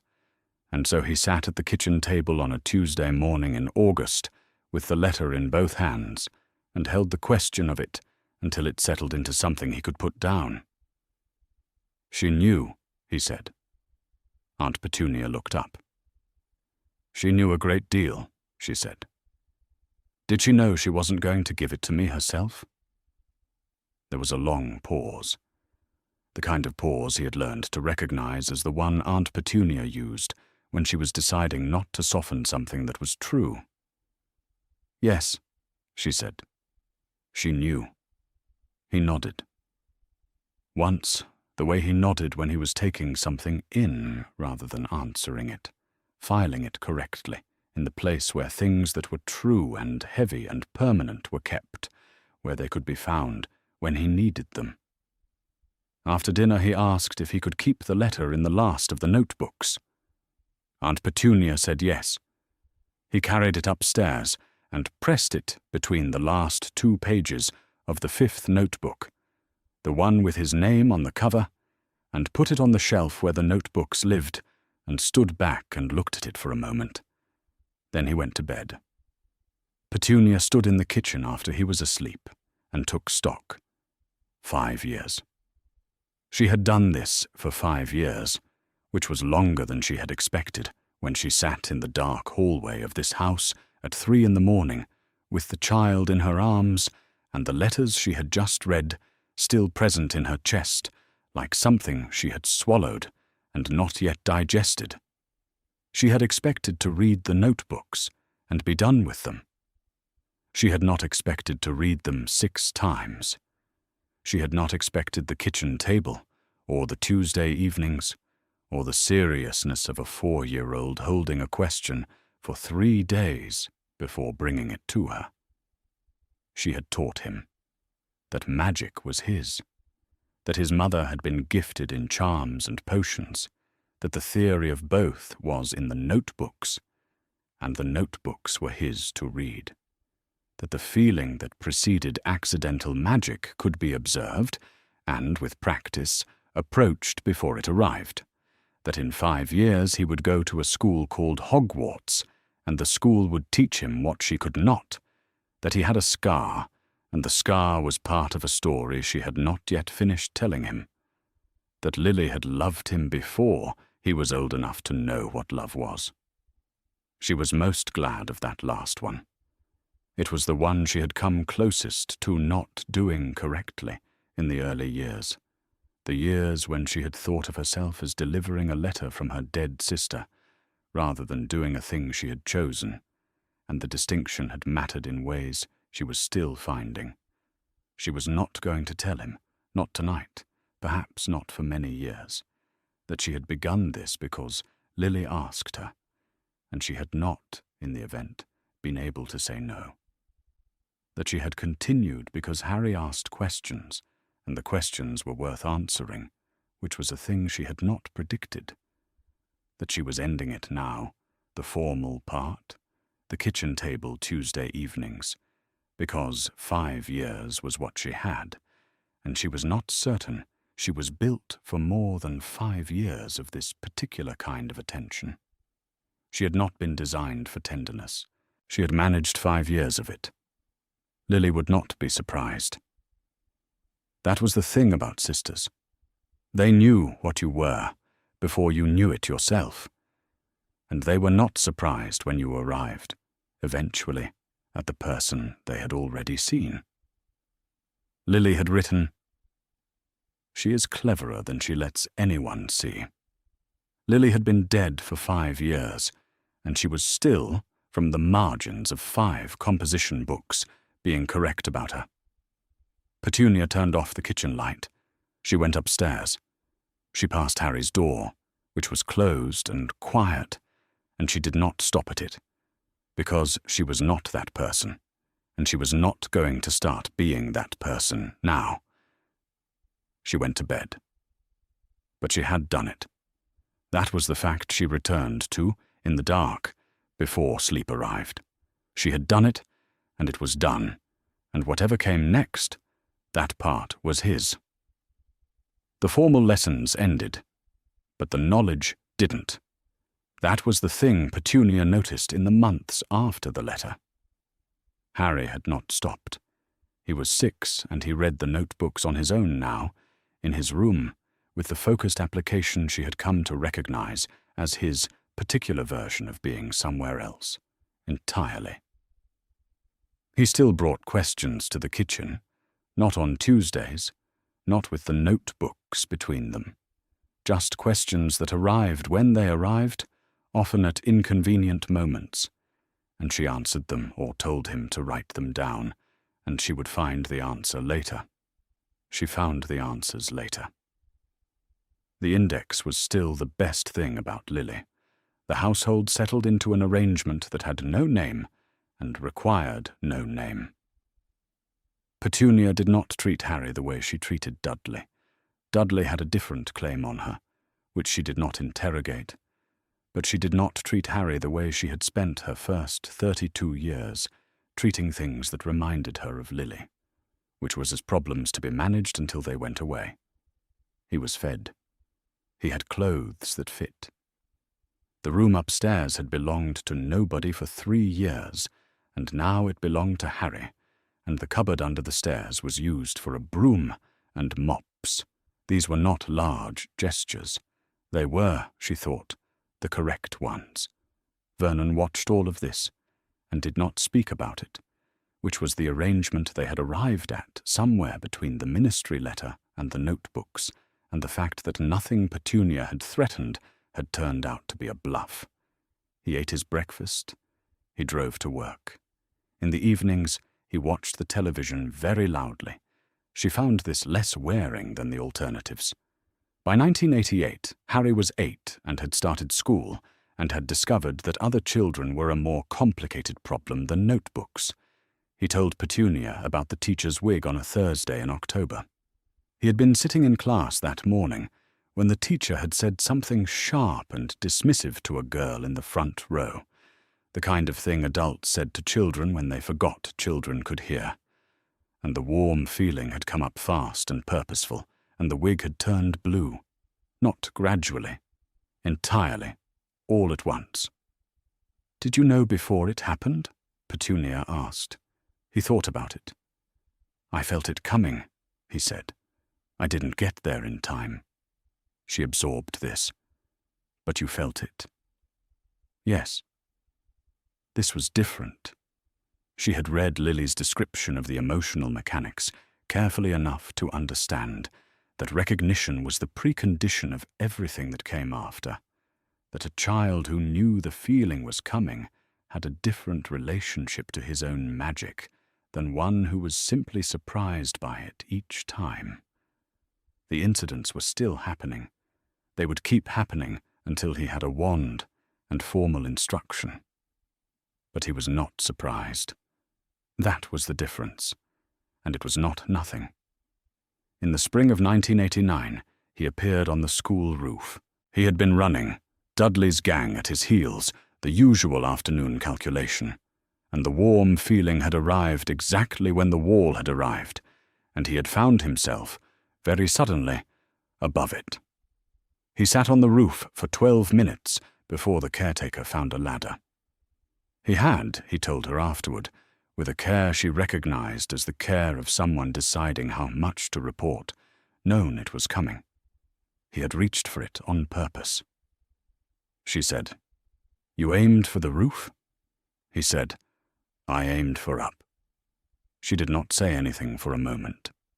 Then she said, "Did it work the way you expected?" He said, "Sort of." And that was all she could get out of him on the subject, which she took to mean yes. He also turned a jumper she had bought for a school photograph to something 3 sizes smaller than it had been when she put it on the table. She had intended him to wear it. She was not, in retrospect, certain why she had been surprised. She grew his hair back overnight after she cut it, which was the incident she found most difficult to discuss, because it implied that he had objected to the haircut by reversing it while asleep, which was either impressive or alarming or both, and she was not certain which reaction was the correct one. She told him she would not cut it again. He seemed to find this a reasonable resolution. By the time Harry was 10, the shape of what he knew was clear to her because she had given it to him piece by piece, and she knew which pieces were present. He knew he was a wizard. He knew his mother was Lily Evans Potter, who had been exceptional at charms and potions, and who could move flower petals without touching them before she turned 11. He knew his father was James Potter, and that both of them were dead. He knew he would receive a letter at 11, inviting him to Hogwarts School of Witchcraft and Wizardry, and that the school would give him a wand, and that the wand would be the beginning of learning to do on purpose what he had been doing by accident his entire life. He knew his scar was the mark of something that had happened the night his parents died, something larger than an accident. He did not know everything. She had kept some things for later, not because he couldn't understand them, but because 10 was not the right age for certain weights, and she had learned over the years to be precise about what she gave him and when. What he did not know, had never been told, was the name Voldemort. Dudley knew none of this. Petunia had not told him, and she wouldn't tell him, and this was a decision she had examined carefully and arrived at clearly. Dudley was not equipped for the information, and the information was not Dudley's to have. He had noticed over the years that things happened around Harry that did not happen around other people. A light in a room would change quality when Harry walked in. A toy left near him would sometimes move when no one had touched it. Dudley had responded to these observations the way he responded to most things he didn't understand. First, by demanding an explanation, then by deciding the explanation was not forthcoming, then by converting the absence of explanation into an opportunity. The physical bullying was present and regular, and Petunia was aware of it, and had said what she was able to say, and it had made the difference she expected, which was not enough. Dudley had Vernon's physical confidence, and Dudley's own particular cruelty, which was the cruelty of someone who has never been told that people unlike him were equally real. She could not fix this with the resources she had. She managed it. She watched Harry learn, over years, the particular competence of a child who has developed excellent reflexes, and is also faster than his cousin. And Vernon watched Harry with the steady, unspoken attention of a man who has decided not to speak directly about something, because speaking about it would require acknowledging it, and acknowledging it would require making a decision about what to do, and he had decided not to make that decision. He had been afraid of his nephew for 4 years. He had found that the most practical thing to do with fear was to convert it, slowly and consistently, into contempt, which he was better at and which required less of him. He didn't call Harry anything in particular. He looked past him at dinner time and assigned him the tasks he assigned him, and watched the ceiling when Petunia said Harry's name in conversation. This was what peace looked like in this house, for these people. Petunia stood in the kitchen on a morning in late June 1991. Harry was 11 in a month, and looked at the arrangement they had made and found it intact. It was not what she had set out to build, 11 years ago, in the dark hallway with a child she had not chosen and 2 letters she had not been prepared for. But it was what she had built, and it had held. And in 5 weeks, a letter was going to arrive, and the next part was going to begin. She was ready for it. Or rather, she was as ready as she was going to be, which was a distinction she had spent 5 years learning. The letter arrived on a Tuesday. Harry was downstairs first, which was not unusual. He had been downstairs first most mornings since he was 7, because Dudley slept until noon, given the chance, and Uncle Vernon's alarm went off at 6:30, and the window between those 2 things was the best part of the day. He picked up the post from the mat without looking at it, the way he always did, sorting by weight and return address, and then stopped. He knew the handwriting, not because he had seen it before, but because Aunt Petunia had described it. The emerald green ink, the thick parchment, the address written as though the envelope already knew where he was. He looked at it for a moment.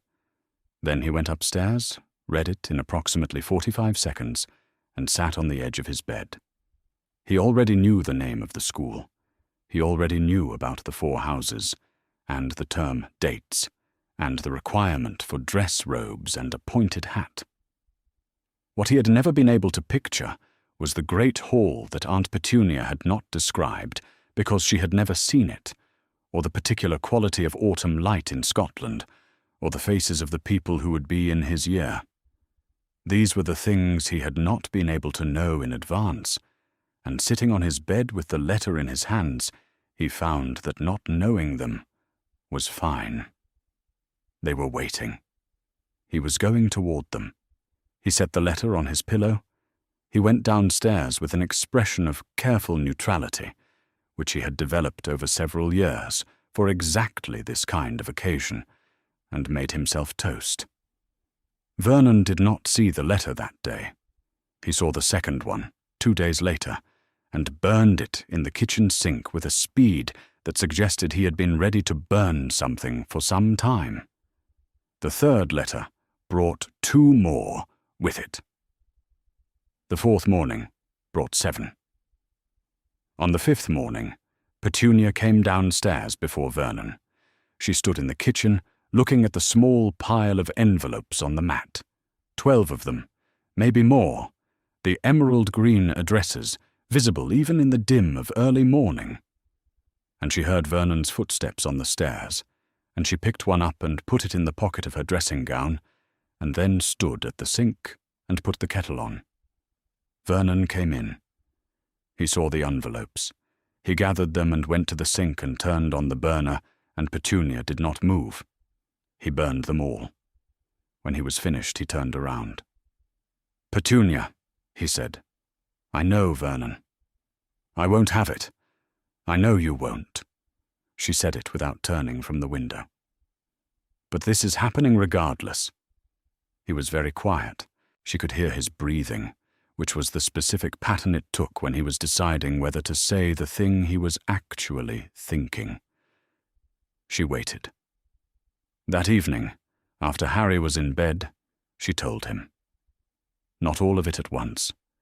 She told it the way you tell things that have been kept a long time, starting from the beginning, which was November 1981, and going in order. She told him what the letters from Dumbledore and Lily had said. She told him about the notebooks. She told him about the Tuesday evenings in the kitchen, and Arabella Figg, and the ministry letter, and the windows, and Dumbledore's parcel. She told him what she was. A squib, a word she said plainly, in the same tone she used for words she had stopped being afraid of. She told him what Harry was. A wizard, and more than a wizard, a boy who had a place in a world she had been preparing him for across 10 years and 5 composition books, and every Tuesday evening she could give him. Vernon listened to all of it. He did not interrupt, which was the thing she had not predicted. She had predicted interruption, had been braced for it, had prepared specific sentences for specific objections. The objections did not come.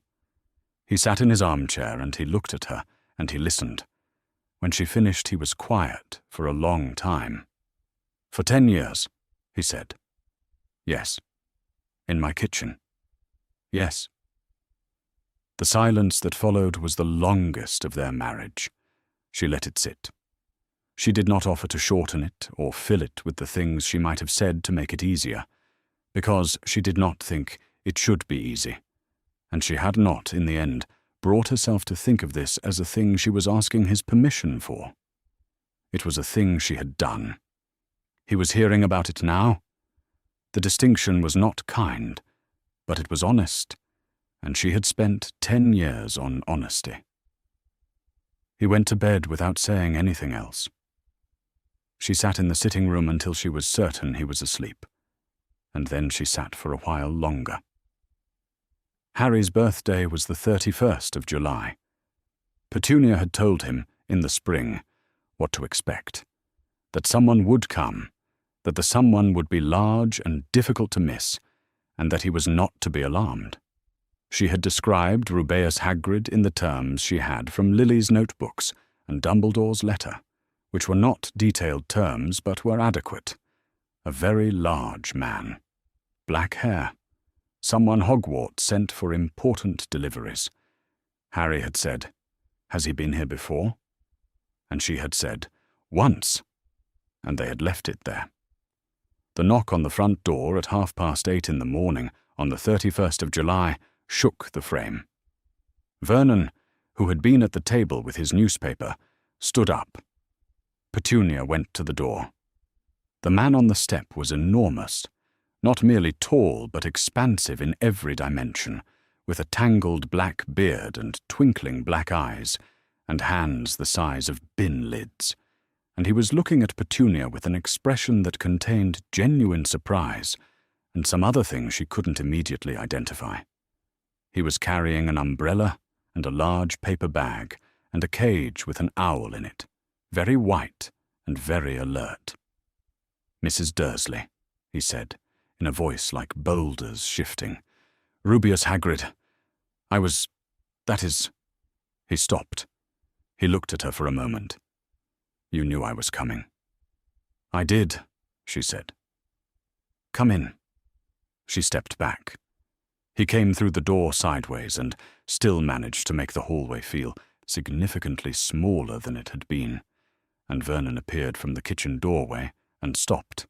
Harry appeared at the top of the stairs and looked down, and his face did the thing it did when something that had been theoretical became real, a specific settling, like a held breath finally released.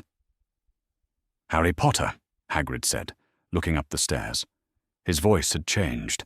It was careful now, and warm, and it cracked slightly on the name. "Happy birthday." "Thank you," Harry said.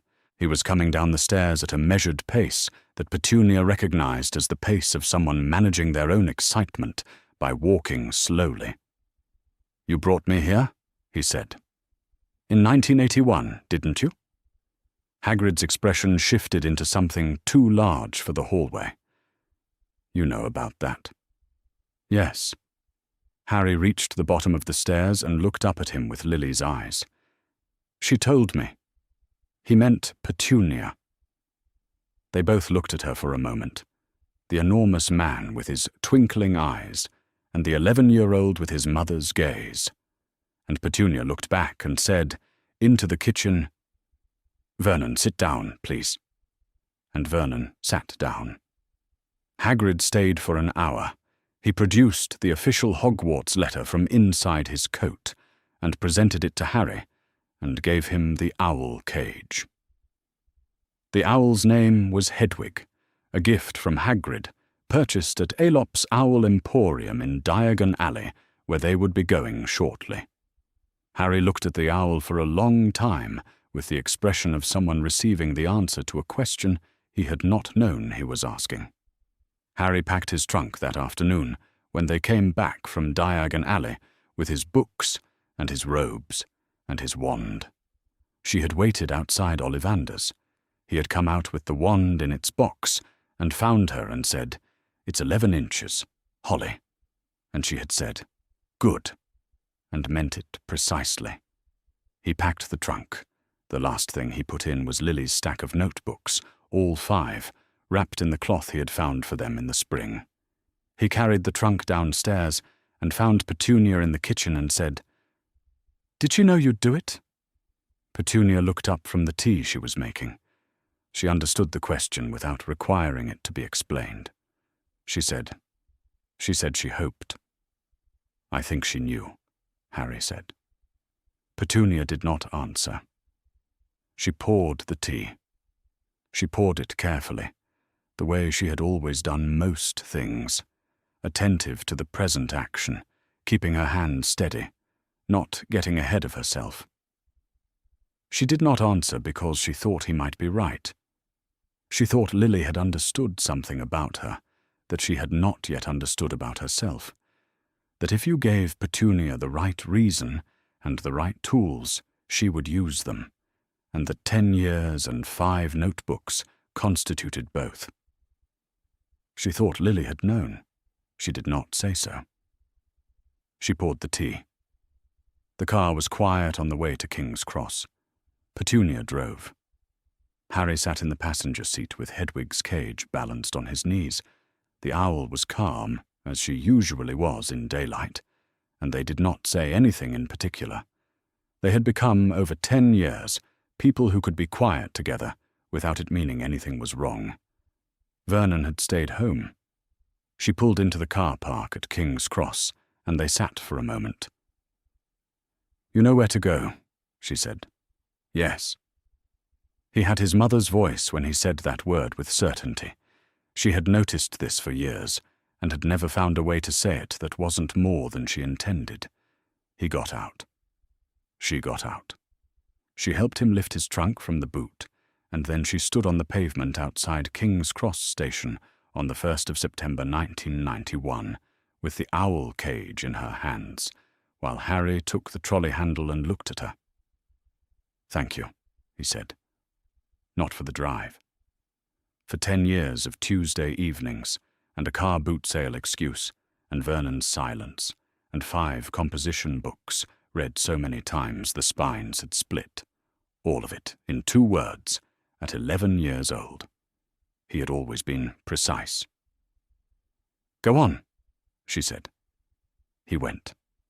She had told him about the barrier in the spring, just the relevant facts, which she had from Lily's notebooks, a marginal annotation between 2 paragraphs on Hogwarts transport.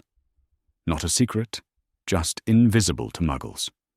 You walk through a wall. Don't stop walking.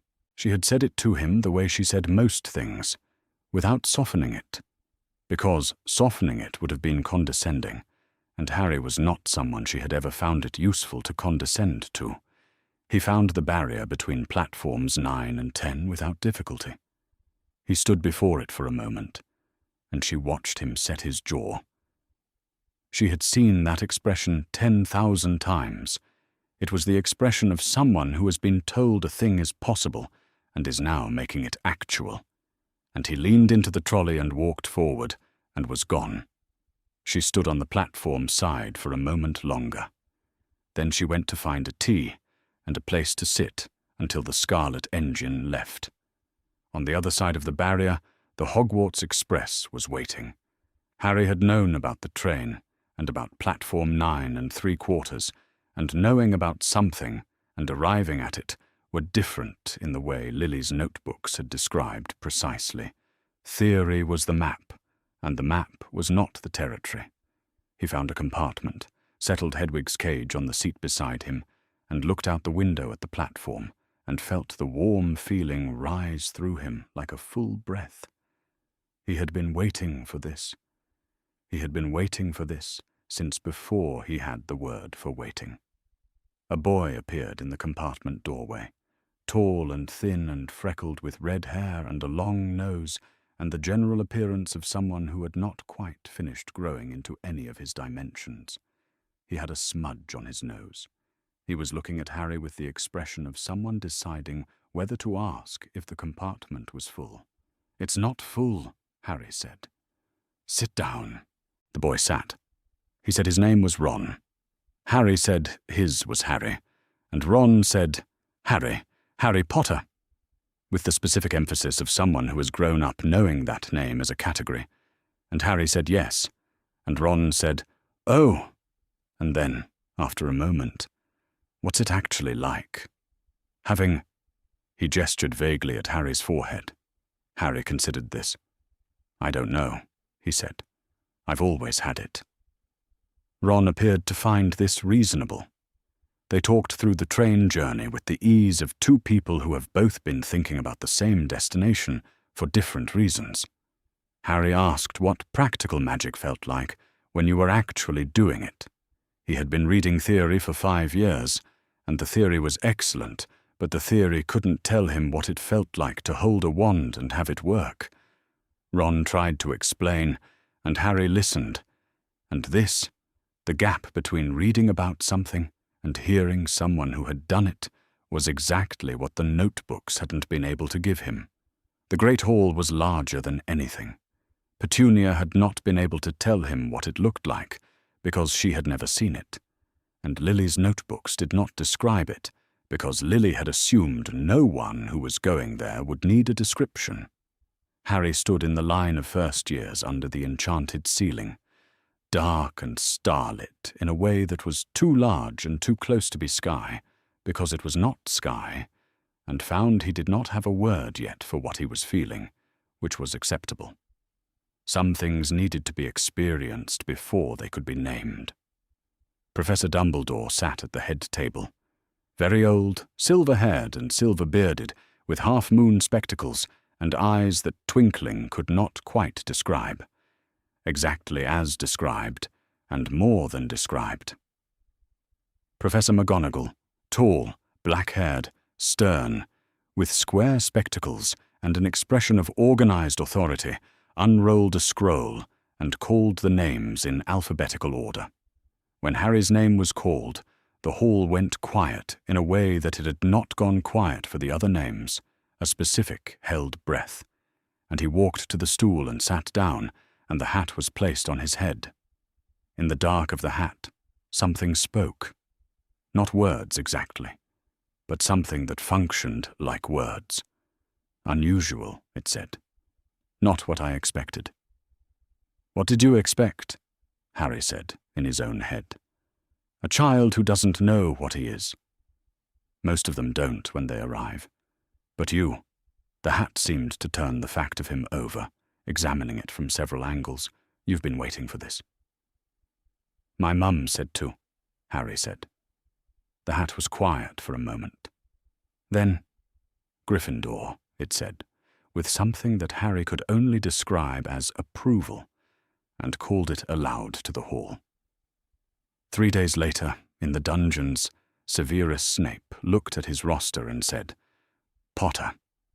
He said it the way he said everything, with precision and without warmth. He was thin and black-haired, with a hooked nose and black eyes, and a quality of stillness that Harry associated, from his years of reading, with people who had learned to keep most of what they thought behind their face. He wore black. He had looked at Harry when Harry came in, with an expression Harry couldn't read. Tell me, Snape said, what I would get if I added powdered root of asphodel to an infusion of wormwood. Several hands went up around the room. Harry's did not. He was thinking about the third notebook, which he had read 8 times, in which there was a section on advanced potions that began with the draught of living death and described it in careful detail. He was thinking about Lily's handwriting in the margin. Strong soporific. Be precise with the asphodel. He had not known, when he read it, that the handwriting was his mother's. He had known before he left Privet Drive. A draught of living death, Harry said. The room was quiet. Snape looked at him. Where would you find a bezoar? He said, after a moment. Harry said, in the stomach of a goat. It cures most poisons. Lily had been very clear about bezoars. She had written, remember the bezoar. People forget, and it saves lives. Snape's expression did not change. Not exactly, but for one moment, a moment that lasted less than a second, and that Harry would not have been able to describe if asked. There was something in the black eyes that was not the stillness, not the careful absence, not the precision. Something else. Something that arrived unexpectedly and was gone before it could be identified. Then it was gone, and Snape continued with the lesson, and Harry opened his notebook and wrote down what he would need to know. On platform 9 3/4, Petunia waited until the scarlet engine moved. She stood among the receding parents and watched it go, slowly at first, then gathering, then through the barrier and gone. And Harry did not look back. She had not expected him to. She had not taught him to look back. She had taught him to know what he was going toward, which was a different thing entirely. She turned. She walked through the crowd toward the barrier, and through it, and out into the ordinary morning of King's Cross Station, and the ordinary morning of the car park, and the ordinary morning of a Tuesday in September 1991. She thought of Lily. Lily at 9 in the back garden in Cokeworth, with flower petals rising around her hands, and her face alight with the fact of it, that particular forward attention, as though the world was already showing her something extraordinary, and she was simply paying attention until it resolved. Lily writing 5 notebooks in dark blue ink and trusting them to the sister she had not spoken to in 9 years. Lily trusting her, specifically, with the most important thing she had. She got to the car. She stood at the driver's door for a moment with her keys in her hand. "All right," she said, to no one at all. "All right, Lily."